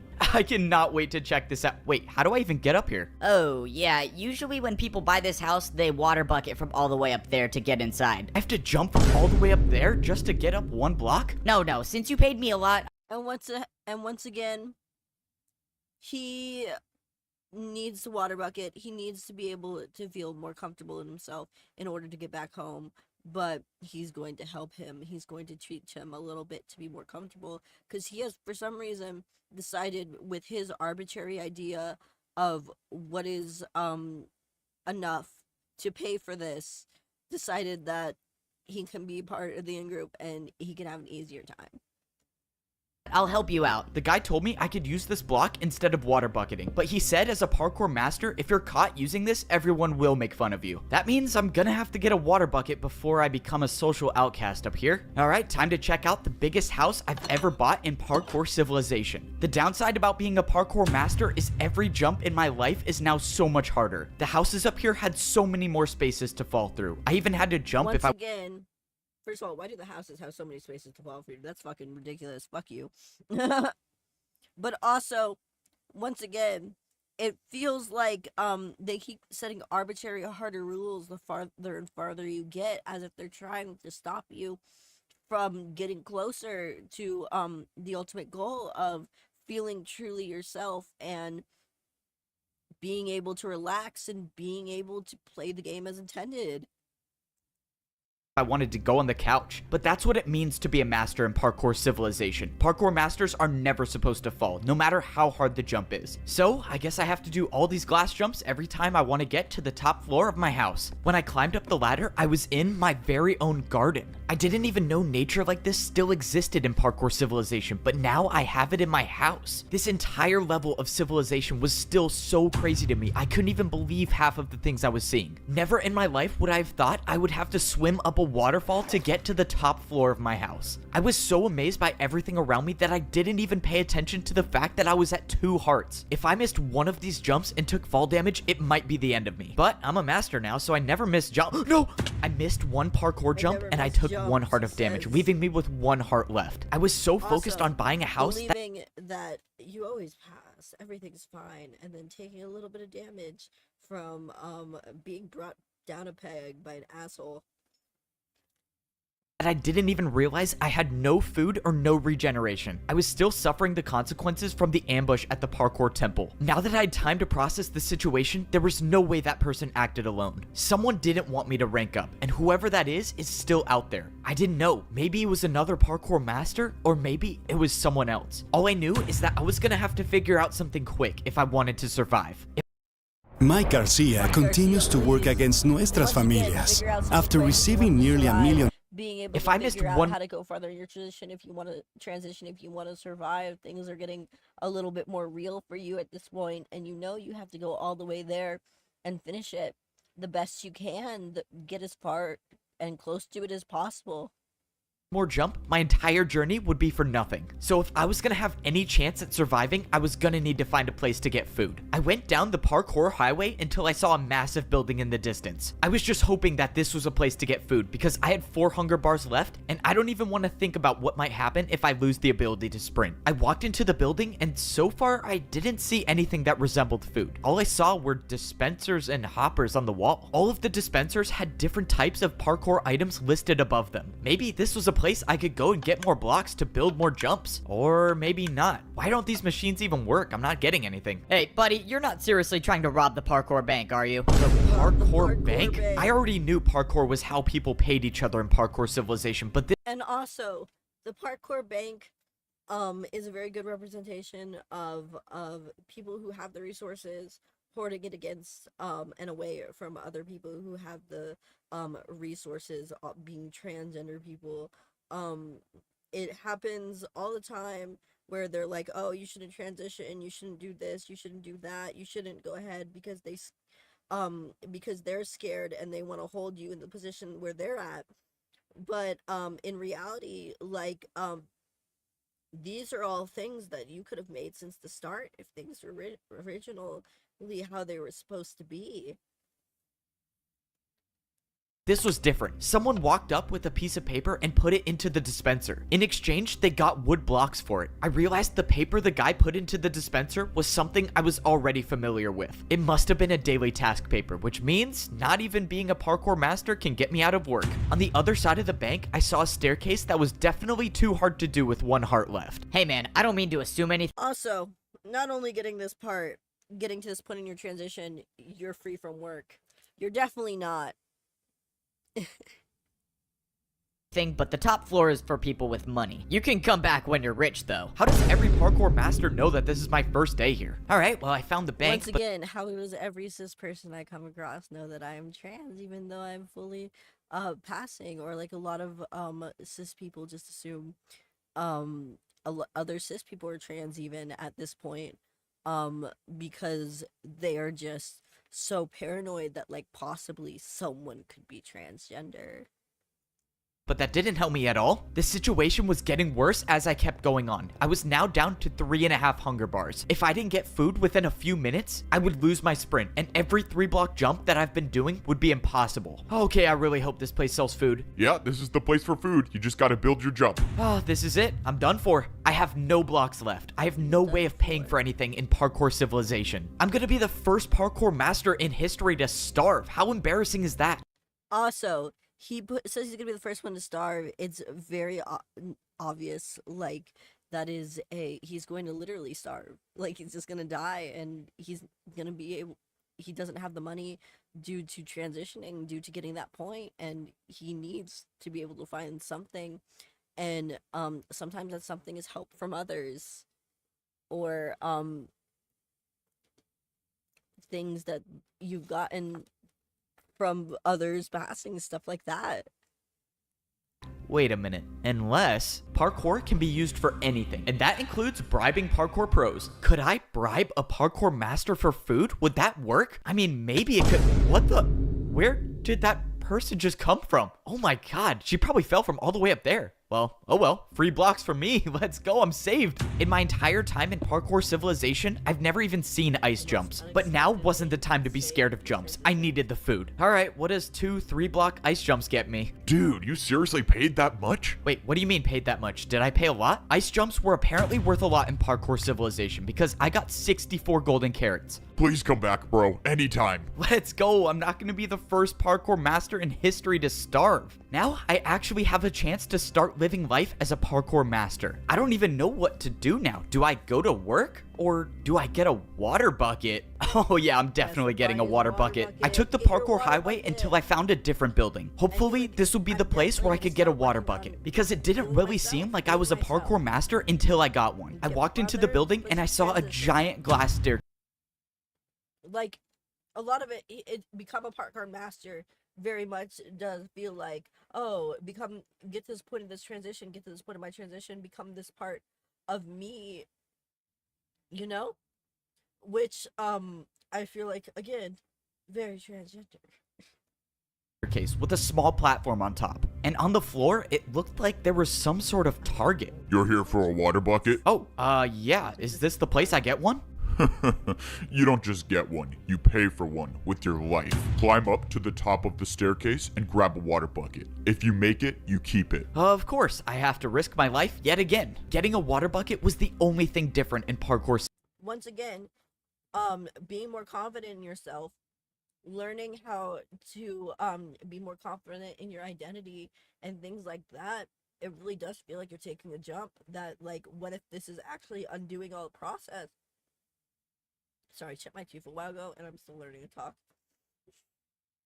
All the processes of transition, what if this sets me back however long? But in reality, it's actually like one of the best steps you can take. Re-accepting yourself as who you are, as a trans person. Civilization. Usually, you pay for everything with parkour, but not this time. It didn't matter though. The fear of death never stopped me before. Yes, sir. Somehow he ranked up. I don't know. It doesn't matter. Maybe he dies from the water bucket, but if he doesn't, we'll be there to stop him. I somehow made it to the top of the glass staircase. I can confidently say that stairs are the worst thing about being a parkour master, but right now, stairs were the least of my worries. I opened the chest to see a bunch of water buckets. The only way I'm gonna be able to keep one of these is if I go for the water bucket jump and make it successfully. If I make it, I'll have the ability to unlock an entirely new level of parkour. Go to the water bucket jump and do it successfully. The only way that he'll be able to accept him as himself is to be able to enjoy and learn from the things he liked before and after transition. Parkour. And if I don't, well, my entire journey's been for nothing. But that's the way life is in Parkour Civilization. You jump to survive, and I happen to be pretty good at it. Why did I do this to myself? I should have never ranked up. Life as a parkour noob was so much easier. I gotta say, this I find very interesting.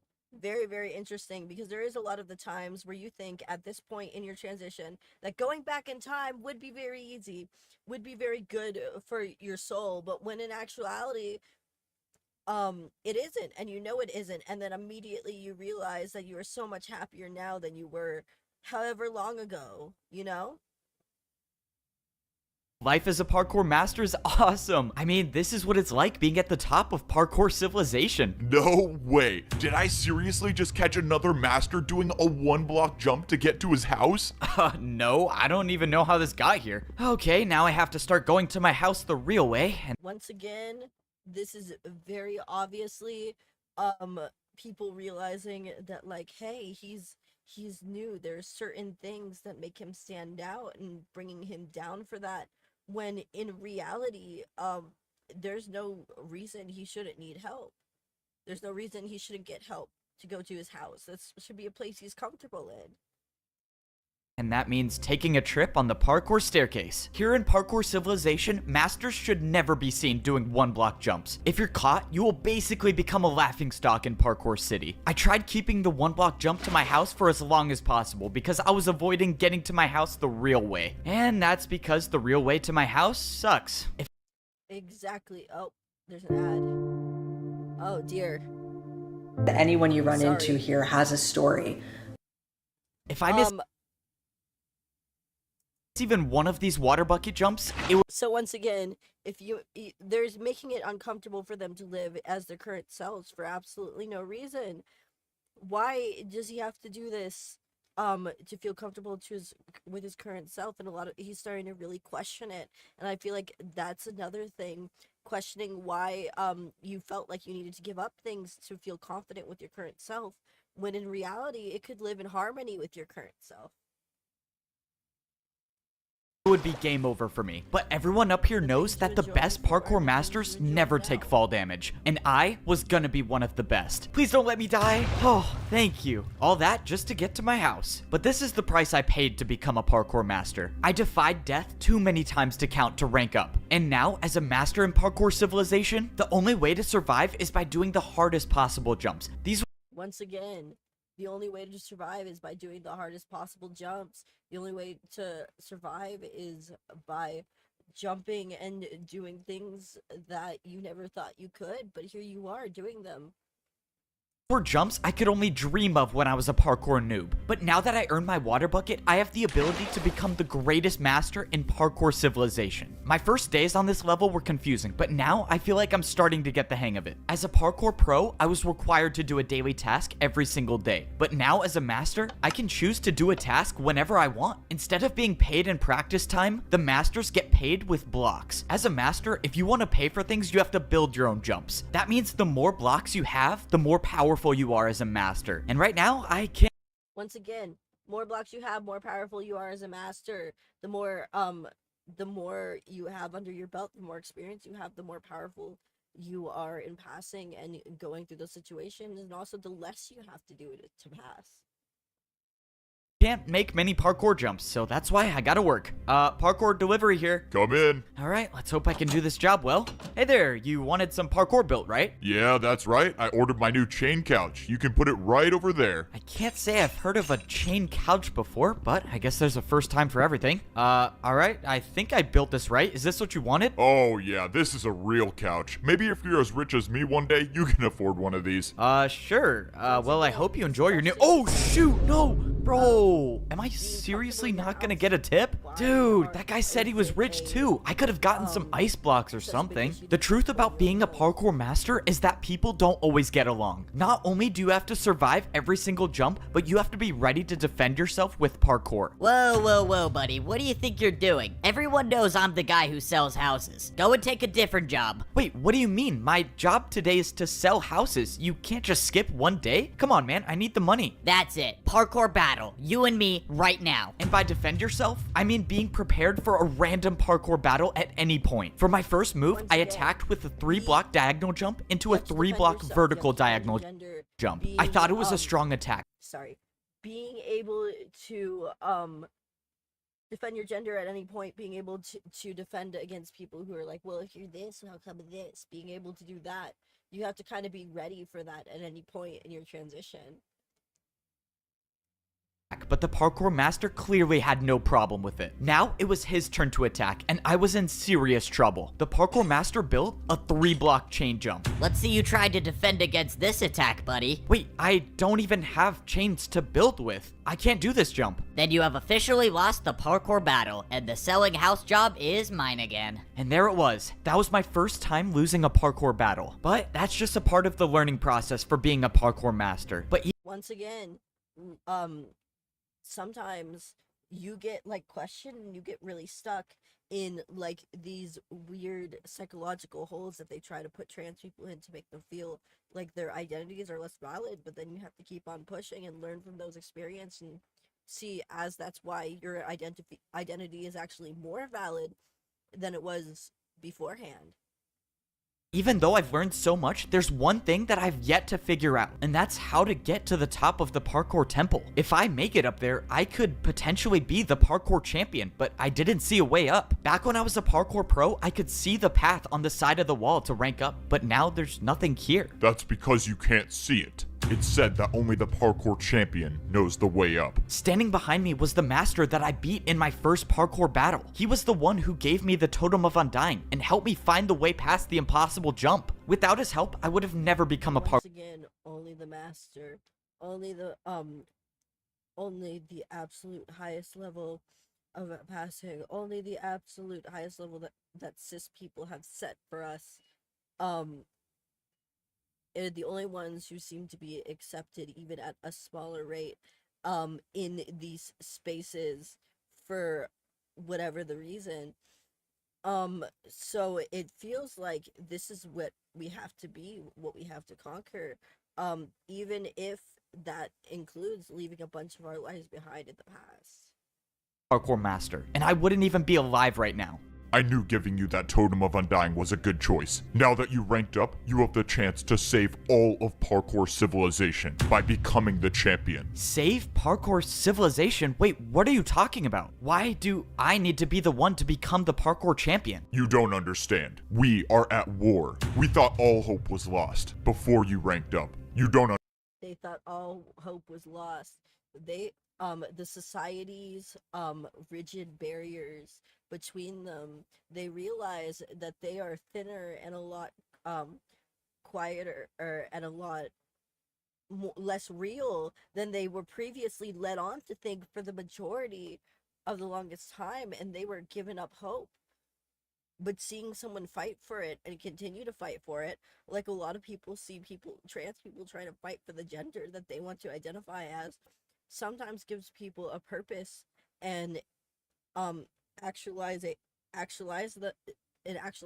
them into that, yes, they can be who they really want to be, and that's not wrong, and that's exactly where they should be. Understand. People aren't supposed to rank up, but you did it anyways. You need to come with me now. What is going on? There's a parkour war and somehow I'm supposed to be the champion? Oh, what am I getting myself into? I should have never ranked up. I was happy in my mansion. The master brought me into the parkour. Once again, the fear of, I should have never done this. Maybe life would be easier if I didn't. Life was easier when I was too scared, maybe at some point. But I continue doing it because I know my life's gonna be better, and that is what we want. Temple, and I followed him until he showed me a secret room. When I walked inside, I saw a small-scale version of a map of the entire Parkour Civilization. The master said he had a mission for me. He told me to travel as far north as I could and find the highest parkour highway there is. He told me there's a building there that's extremely difficult to get into, but if I could get into it, I could get the truth about Parkour Civilization. He told me to go. Once again, the truth about the barriers between the worlds not being as thick and not being where they need to be. That the parkour master, the people who put in place these barriers and the legalization and take away legalization from people are not put in stone and are not these set in stone concepts that are higher and bigger than us.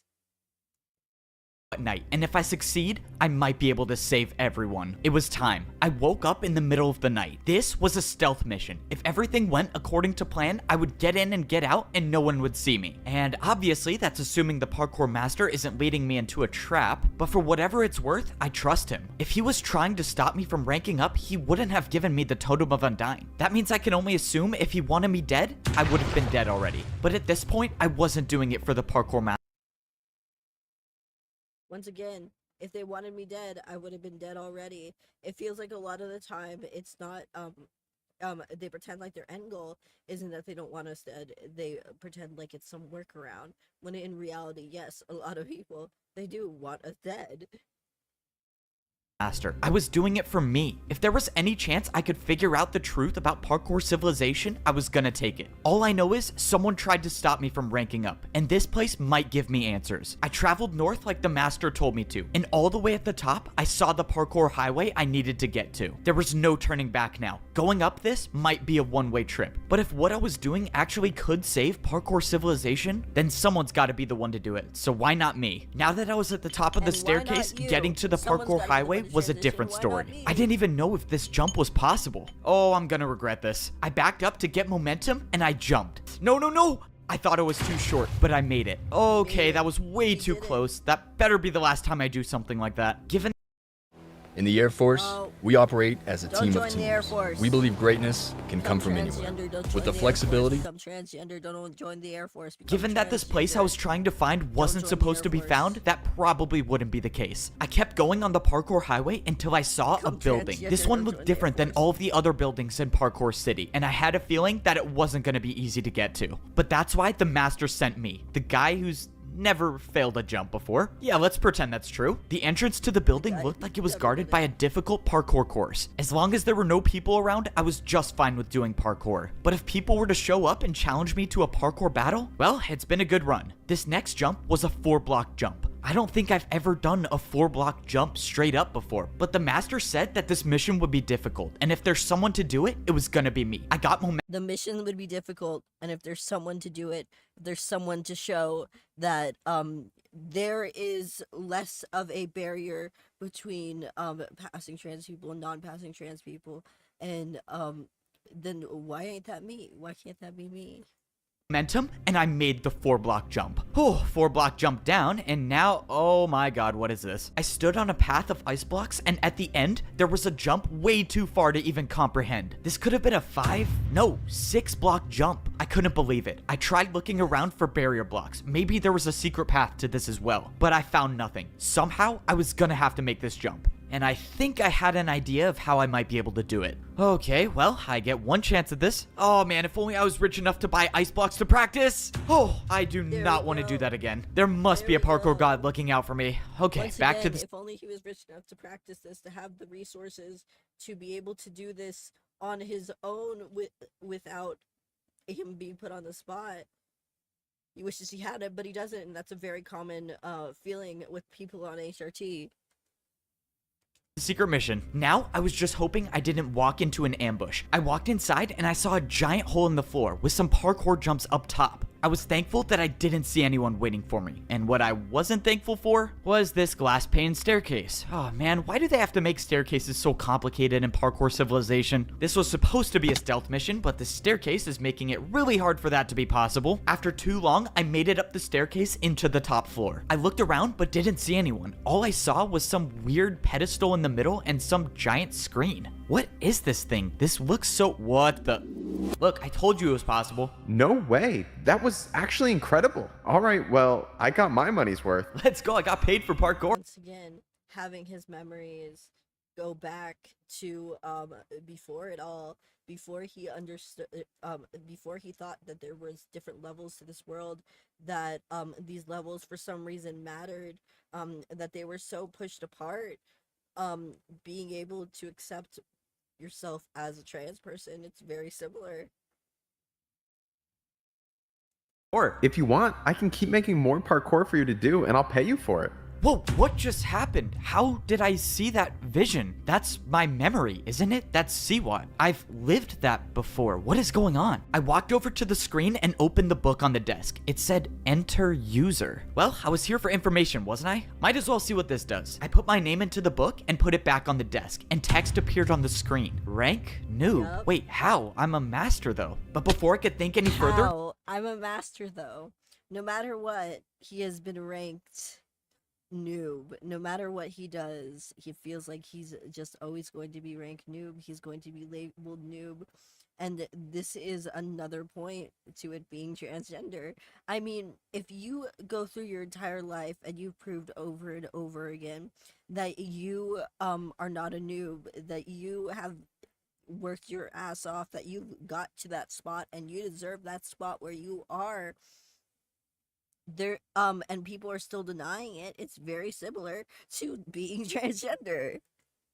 Someone appeared right behind me. Before they saw me, I ran and hid behind the bush. Oh no, this is not good. This is not good. Oh man, going into work late today, I guess. Or early maybe, I don't know. So far, the person didn't see me, but that's when someone else came into the room. It was CWAT. I know him, don't I? He's from my memory. I saw him walk up to the desk and start putting something in the book. And the player that was on the pedestal started moving. I watched as this player with no boots walked up to a parkour jump and failed the 1-block jump. And we got another noob. Good. We needed more of those. What is going on here? I feel like this is a wonderful representation of a gender and how assigned gender at birth works and feels like to trans people. It's a very like unfair one-shot process that doesn't take into account how they feel later in life.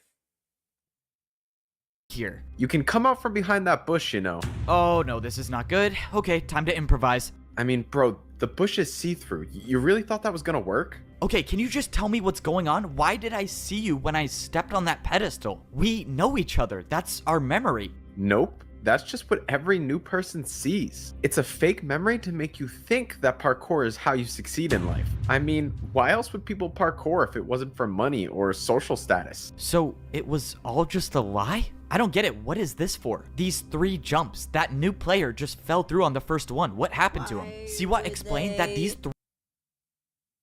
Once again, why would they do this? Why would this be how they decide who's passing or not?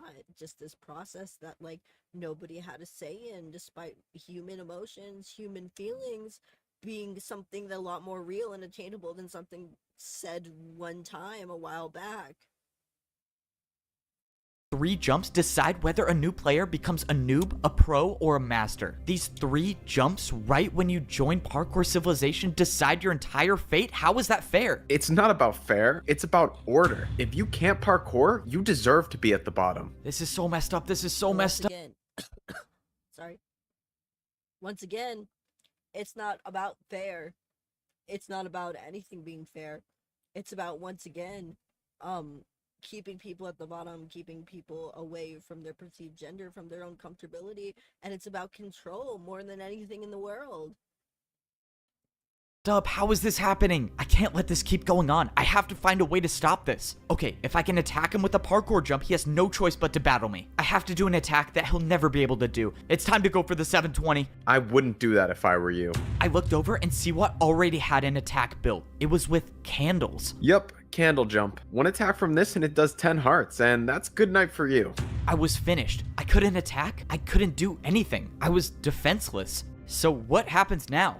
Despite my best efforts to get rid of you, I couldn't do it, so someone else will. See what placed down a parkour jump Besides made my out of best brewing. efforts to get rid of him, they couldn't do it, so someone else would. Once again, that's how a lot of TERFs, people who are against trans people, they see the world.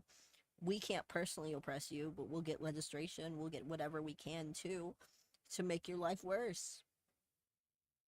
Stands. I've never even heard of parkour with brewing stands before. Interesting thing about brewing stand jumps, they aren't just difficult, but they can deal any potion effect you want. This was it. I had no brewing stands to defend myself. I took the hit and slowly started fading away. Have fun with the champion in the arena. Banana pudding milkshake sounds kind of disgusting, not gonna lie. The cost of housing is out of control. It is. It's making everything more expensive, and it's a big reason why Okay.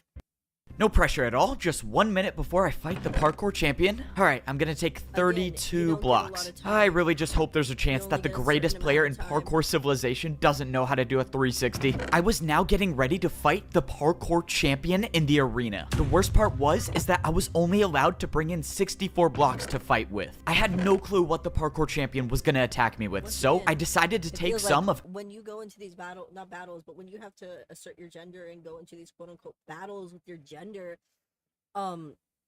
it feels like you only have a limited amount of resources and time before people start calling you an insane person and freaking out on you, even though you're being like a very calm and collected individual. In the process, people for some reason make it out like you are somehow demonizing them in every possible way. Every block. This was life or death. If by some miracle I could defend the parkour champion's attacks, I would have to use these blocks to build the hardest parkour jumps I've ever done. I wanted to believe that I could win, but deep down I knew that this could very well be the end of my journey. Before you step into the arena, drop all of your blocks. I need to count if you are bringing 64. These are the blocks I'm bringing. It should add up to 64. You're good. You may now fight the parkour champion. This was it. One way or another, this would be my final battle in Parkour Civilization. The door opened and I stepped into the parkour arena. It was time to fight. If I somehow beat the parkour champion, maybe I have a way to save everyone in Parkour Civilization. But Parkour if I arena lose... is obviously them comparing you to every other level of transitioning besides the one that you are actually at, which is like a very sad thing that happens quite a bit, quite a hot second. because like they want to compare you to other people to again create that divide, when in reality the non-passing trans people, the people who are under you, the people who are around you, they are your friends. They have all been through the same levels of insecurity and sadness and fear as you have, but their lives in that current moment may be harder, or maybe they've learned to love and enjoy themselves.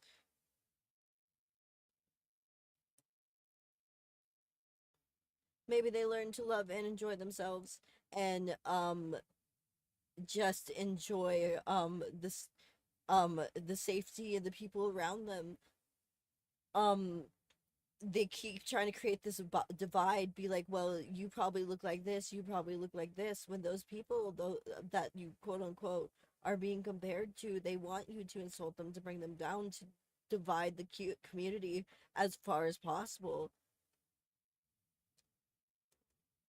Which, let's be honest here, is very much possible. Well, let's just say I should have died a long time ago. I thought the parkour civilization I was living in was fair and a place where everyone could parkour to rank up in society. But I was wrong. I discovered the truth, that your entire fate is decided by 3 jumps. And there are people at the top of parkour civilization that will stop at nothing to keep this order. Unfortunately, I couldn't discover the truth without paying the price. And now there's nothing I can do. Have fun with the champion in the arena. And now it's time to fight the champion. Wait, what? You're not the champion? Who are you? You're a pro. What are you doing here? I thought I was fighting the champion. Oh, yeah, you have to fight me first. Please just go easy on me, though. It's my first time here. Okay, I guess I'm not fighting the champion first. I have to fight a parkour pro? This is really weird. I've never even fought a pro. What jumps can they even do? Comparing them, again, I'm underestimating you. I'm comparing you to people far below me when those people aren't my enemies anymore.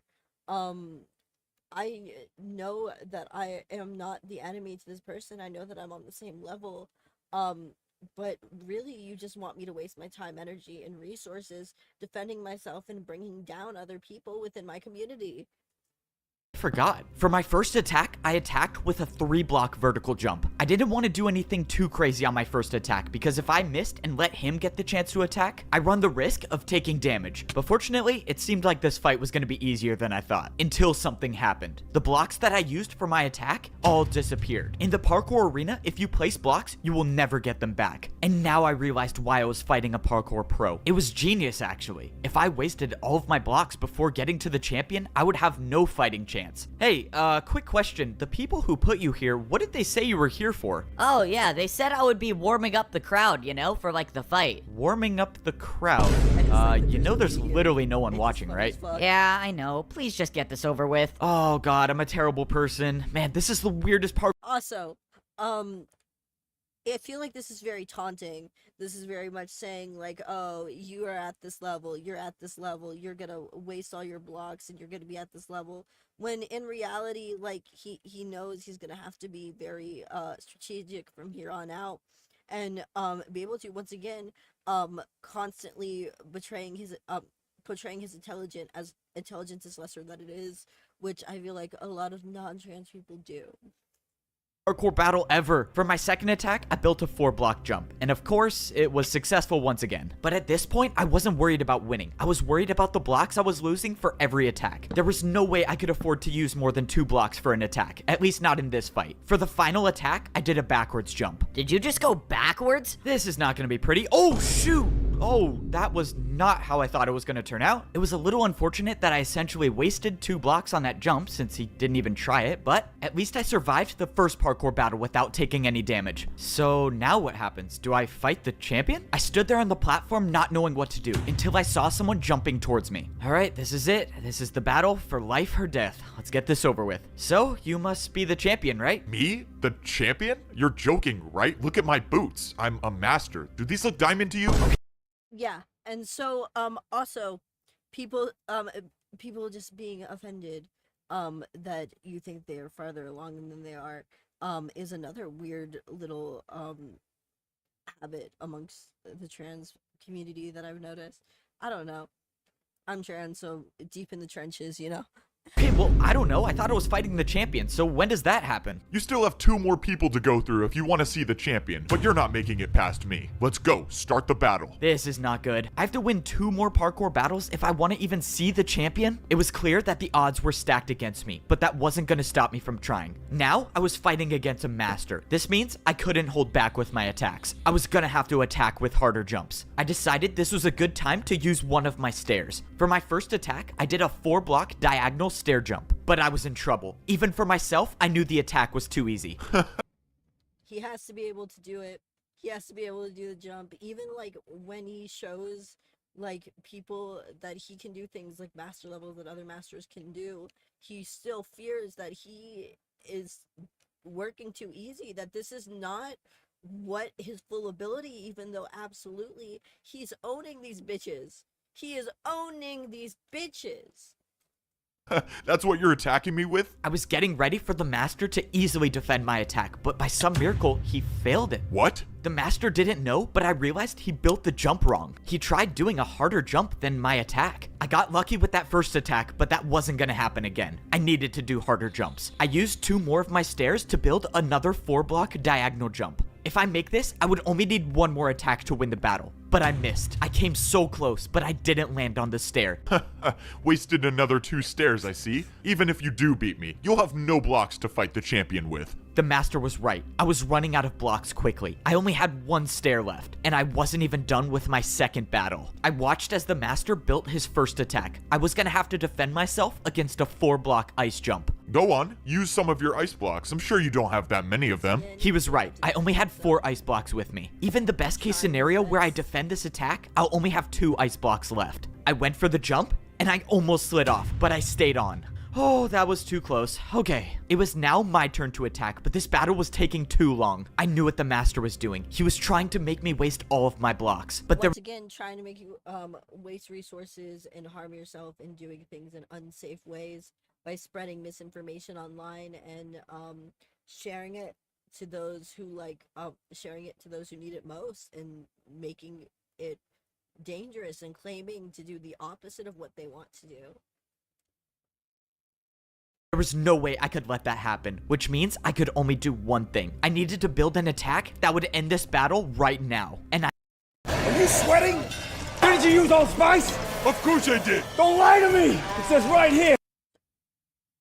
And I knew just the way to do it. In a parkour battle, the harder the attack is, the more damage it does. And I was about to attack with one of the hardest parkour combos I've ever done. Alright, 4-block jump into a 2-block. Let's do this. I attacked with a 4-block jump into a 360, and I made it. Oh, let's go, I actually made it. That was the craziest parkour combo I've ever done. Alright, but once again, proving that you can do things, proving that you're a master, and them not believing you can do it, and underestimating you. Again, another trans concept.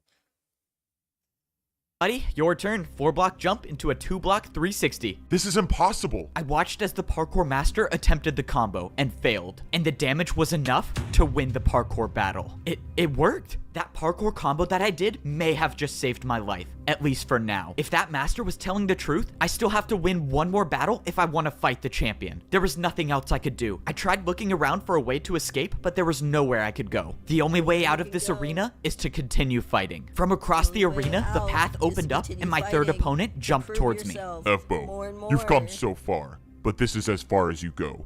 I'm afraid you won't make it past me to fight the champion. Let's begin. Okay, let's do this. It's just another master. I just beat one before, and I can do it again. If I could finish this battle with a couple parkour combos, I might have enough blocks to fight the champion. For my first attack, I decided to build 2 4-block jumps. I thought this combo would be hard, but I had no clue who I was facing. The master made the jumps easily, and my attack was unsuccessful. Now, I was in huge trouble. Unlike all the other people I faced in parkour battles, this master was not afraid to attack with his own parkour combos. And unfortunately for me, his was much harder than mine. The second jump in the combo was a jump that I didn't think would be possible. It was too far, but I had to try. My life depended on this. I went to defend the attack, but I overjumped it. The attack dealt 5 hearts of damage. Oh, this is not good. This is really not good. I managed to gain back 2 hearts, but my hunger was lost. This was it. No more second chances. No more regenerating health. I had to make these jumps. The parkour master attacked with an even harder combo, this time using 2 chains and an ice block. But by some miracle, I made it. Oh man, how did I just do that? This master was too good. No matter what jump I thought of, I knew he could make it. Like you are actually there, but then when you actually end up getting there to that final position of passing, being in that zone, that is where you need to be, you know, that is exactly where you want to be as a person, and proving that and being able to prove it time and time again. And you always surprise yourself when you do, but when you do so very well, and you gain the respect of those around you. That's why I was gonna have to do something that's never been done in the history of parkour battles. And I was gonna have to do this first try. Finish it off with the 3-block candle jump, and we are done. Let's go. I'm probably gonna die. Let's do this. Flower pot jump to chain to backwards jump to 360 fence jump, diagonal chain jump to the candle. I did it. I just made the hardest parkour combo in the world. Evbo, the Also, him being able to do it, feeling like he was at a position where he wasn't able to pass, he wasn't able to get there, and then still choosing to continue and push on. Very transgender. Take a shot every time I say very transgender. champion tasked me with making sure you don't rank up, but I now realize that's not possible. Your parkour is beyond me. You have my respects. Good luck against the champion. Before I could say anything, the master gave up and just jumped off. I won the 3rd battle, which means now I only have to battle the champion. And the champion is the one that tried to stop me from ranking up this entire time? The champion's the one that tried to stop him. The champion's the one that made it impossible for him to rank up, even though the champion was supposed to be someone that they all looked at as a obtainable goal.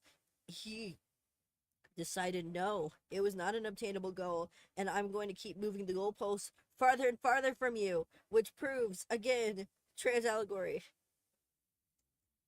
All of this parkour just to die by the champion. This was it. Standing in front of me was the champion of parkour civilization. You put up a good fight, I'll give you that.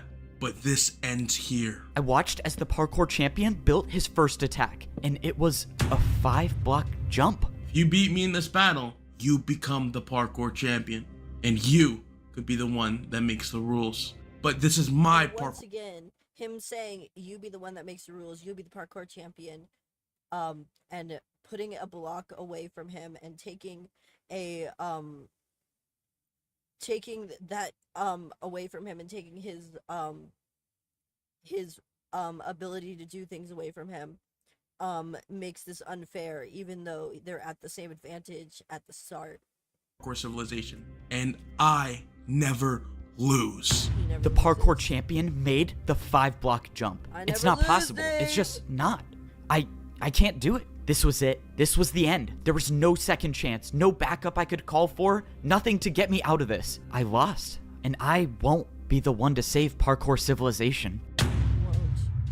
Parkour civilization. I opened my eyes, and I was in a place that I knew all too well. I was down at the bottom. I was in the Once again, he was back pre-transition, untransition. A lot of people who are transgender go through a phase where they go pretty far in their transition, and then they freak out, and then they're like, wait, no, hold on. I've worked so hard. I know I worked so hard to get here, but am I really trans? Is everyone right? When in actuality, they aren't, and they're going to retransition later, and it wasn't meant to be this way, and all their progress isn't wasted. Even though at this point, at this moment in time, it feels like it is. It feels like it wasted, but it's absolutely not. Parkour temple at the noob level of parkour civilization. I opened my inventory and I had leather boots on. After the battle with the champion, I am now a noob again. I let everyone down. I was supposed to be the one to save parkour civilization, and I couldn't do it. And now bring the two sides together, to bring everyone together and prove that their trans identity is valid and all the people at the bottom, their identities are valid. The champion gets what he wants. No one can ever rank up ever again. No one's free. People risked their lives because they trusted me to help them, and I failed. And it was all for nothing. Now I'm just at the bottom again. I don't even have sprint. I can't even do more than a 2-block jump. It's over, right? The old man gave me the last ticket to rank up, and once again, they say it's over. There's some parts in transition where you really feel like it's over. Like, there is going to be no end, and you're not going to be able to start, and for whatever reason, it's just over, and you're not going to be able to restart, and your life is over, and that happiness you felt at that time was over, but it was never meant to be that way. even if I did, what's the point? The only way I could save people is by becoming the champion, and he's impossible to beat. Well, it's out of my hands now. There's nothing to do. I mean, maybe I just go back to parkour prison. At least there I could get fed some better food. Rather have fish than raw chicken. Down at the bottom again, are we? What? Maybe I was wrong about you. You were wrong about me? Wait, who are you? Something tells me you already know the answer. The strange man turned around and he was wearing netherite. Parkour God. Parkour God is very interesting, and I feel like the Parkour God is also a very supportive cis person in this scenario, because, like, if you really think about it, the supportive cis person being like, hey, it was never meant to be like this divided, you know, we were never meant to be this at war, you know, we are two people fighting the same fight, which is a wonderful thing. And I feel like a lot of people underestimate that cis and trans people, they're a lot of the people fighting the same fight, doing the things that they can, living their lives.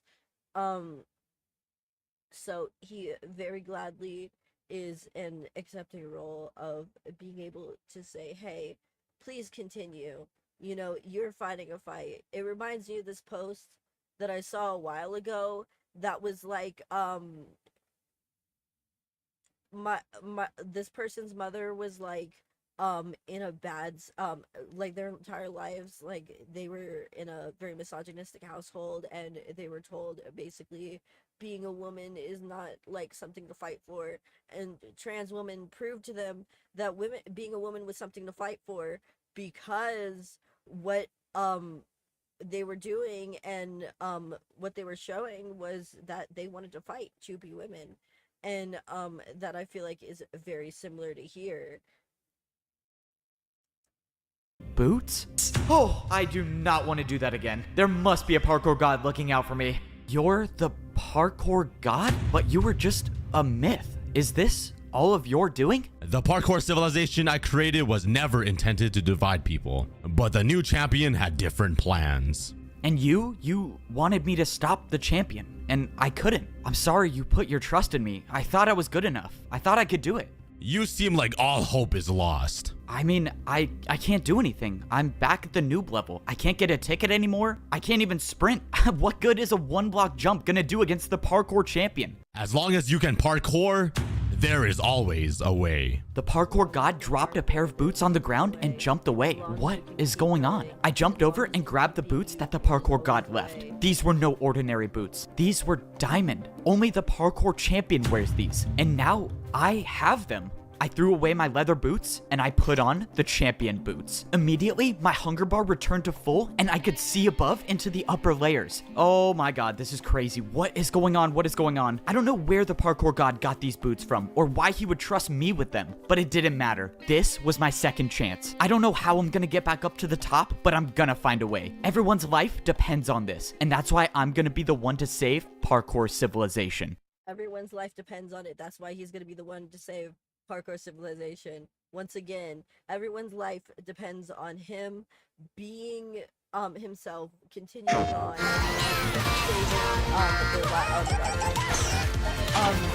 saving the group, and showing people that there is not as much of a difference between the top levels and the lower levels of parkour civilization, which I think is a very, very important distinction to have, that there is not much different between the top and the bottom levels between us all.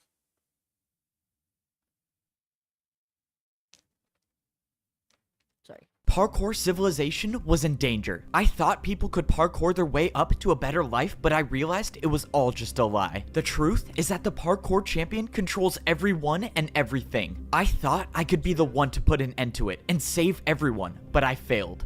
Luckily for me, second chances come around quite often, and I still have one more shot at saving parkour civilization. The only way I can put an end to all this is if I beat the parkour champion, and that means I have to get back up to the arena somehow. And that was gonna be harder than I thought. I had diamond boots on, meaning the barriers to the parkour temple shouldn't be here, but they were, and I had no way up. That means somehow I was gonna have to get a ticket. Oh, this is not good. I can't even earn a ticket myself, meaning the only way I'm gonna get one is if some other noob has one. But even if I got lucky and a noob hasn't used their ticket already, I couldn't find anyone. I was beginning to think that there were no noobs left and they were all in prison until I finally found one still standing. I asked the noob if there was any chance he had a ticket or even knew someone with a ticket so I could get into the temple, but he said that pros don't come down here anymore and do ticket challenges. It's now impossible for parkour noobs to rank up at all. This has to be the champion's doing. If pros don't come down here at all, the noobs have no way of getting food. That means if I don't get up in time and beat the champion, everyone down here will die. There has to be a way. Once again,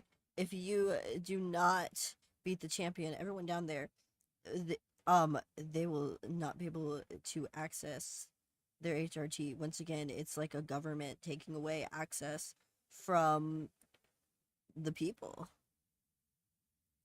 I can get past these barriers. I mean, the parkour god wouldn't have given me champion boots for nothing, right? And that's when I remembered I had champion boots on now. These boots were meant for the person that rules parkour civilization. And that's when I thought back to what the champion said. If you beat me in this battle, you become the parkour champion, and you could be the one that makes the rules. If the parkour champion makes the rules, they had to be the one to place the barriers, right? Which means if someone placed them, someone can get rid of them. It was a shot in the dark, but I thought I'd at least try. Oh, this is pointless. This is not gonna work. Wait, what?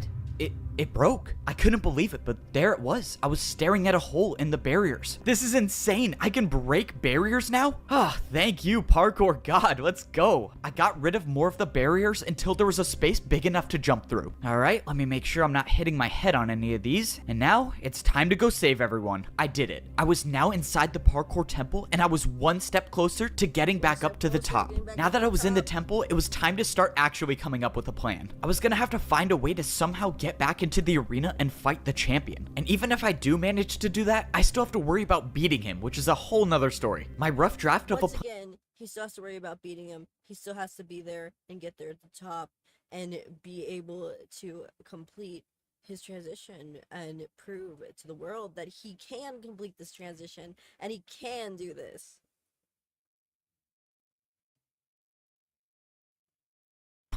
plan involved grabbing blocks, and I thought I could get some here, but the chests were empty. Those chests were usually filled with blocks for the pros to do their daily tasks, but someone got rid of all of them. My idea of getting blocks was already off to a bad start, but I had a backup plan for where I could go to get more. I made it back up to the second layer of parkour civilization, but now was no time to celebrate. I still had such a long way to go to get up to the third layer, and time was running out. I made my way over to the place where I could get all the end this on a cliffhanger because I'm tired as fuck and there's no way I can continue this to the end. We're gonna raid a homie, so stay for that. But also there's probably gonna be a part 2 to this. I'm probably gonna make this a video. Remember to like, comment, subscribe. This for the YouTube video. See y'all later and stay for the raid because if you don't, you smell. Okay. Hold on, let me get stream manager.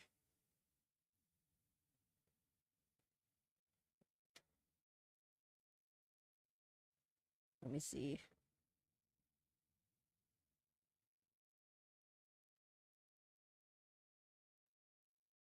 Let's see. There we go. I will see y'all later. Go join the raid. Hold on, let me see if I can go to Twitch. I have to go fucking Twitch to do this. See y'all later. Bye.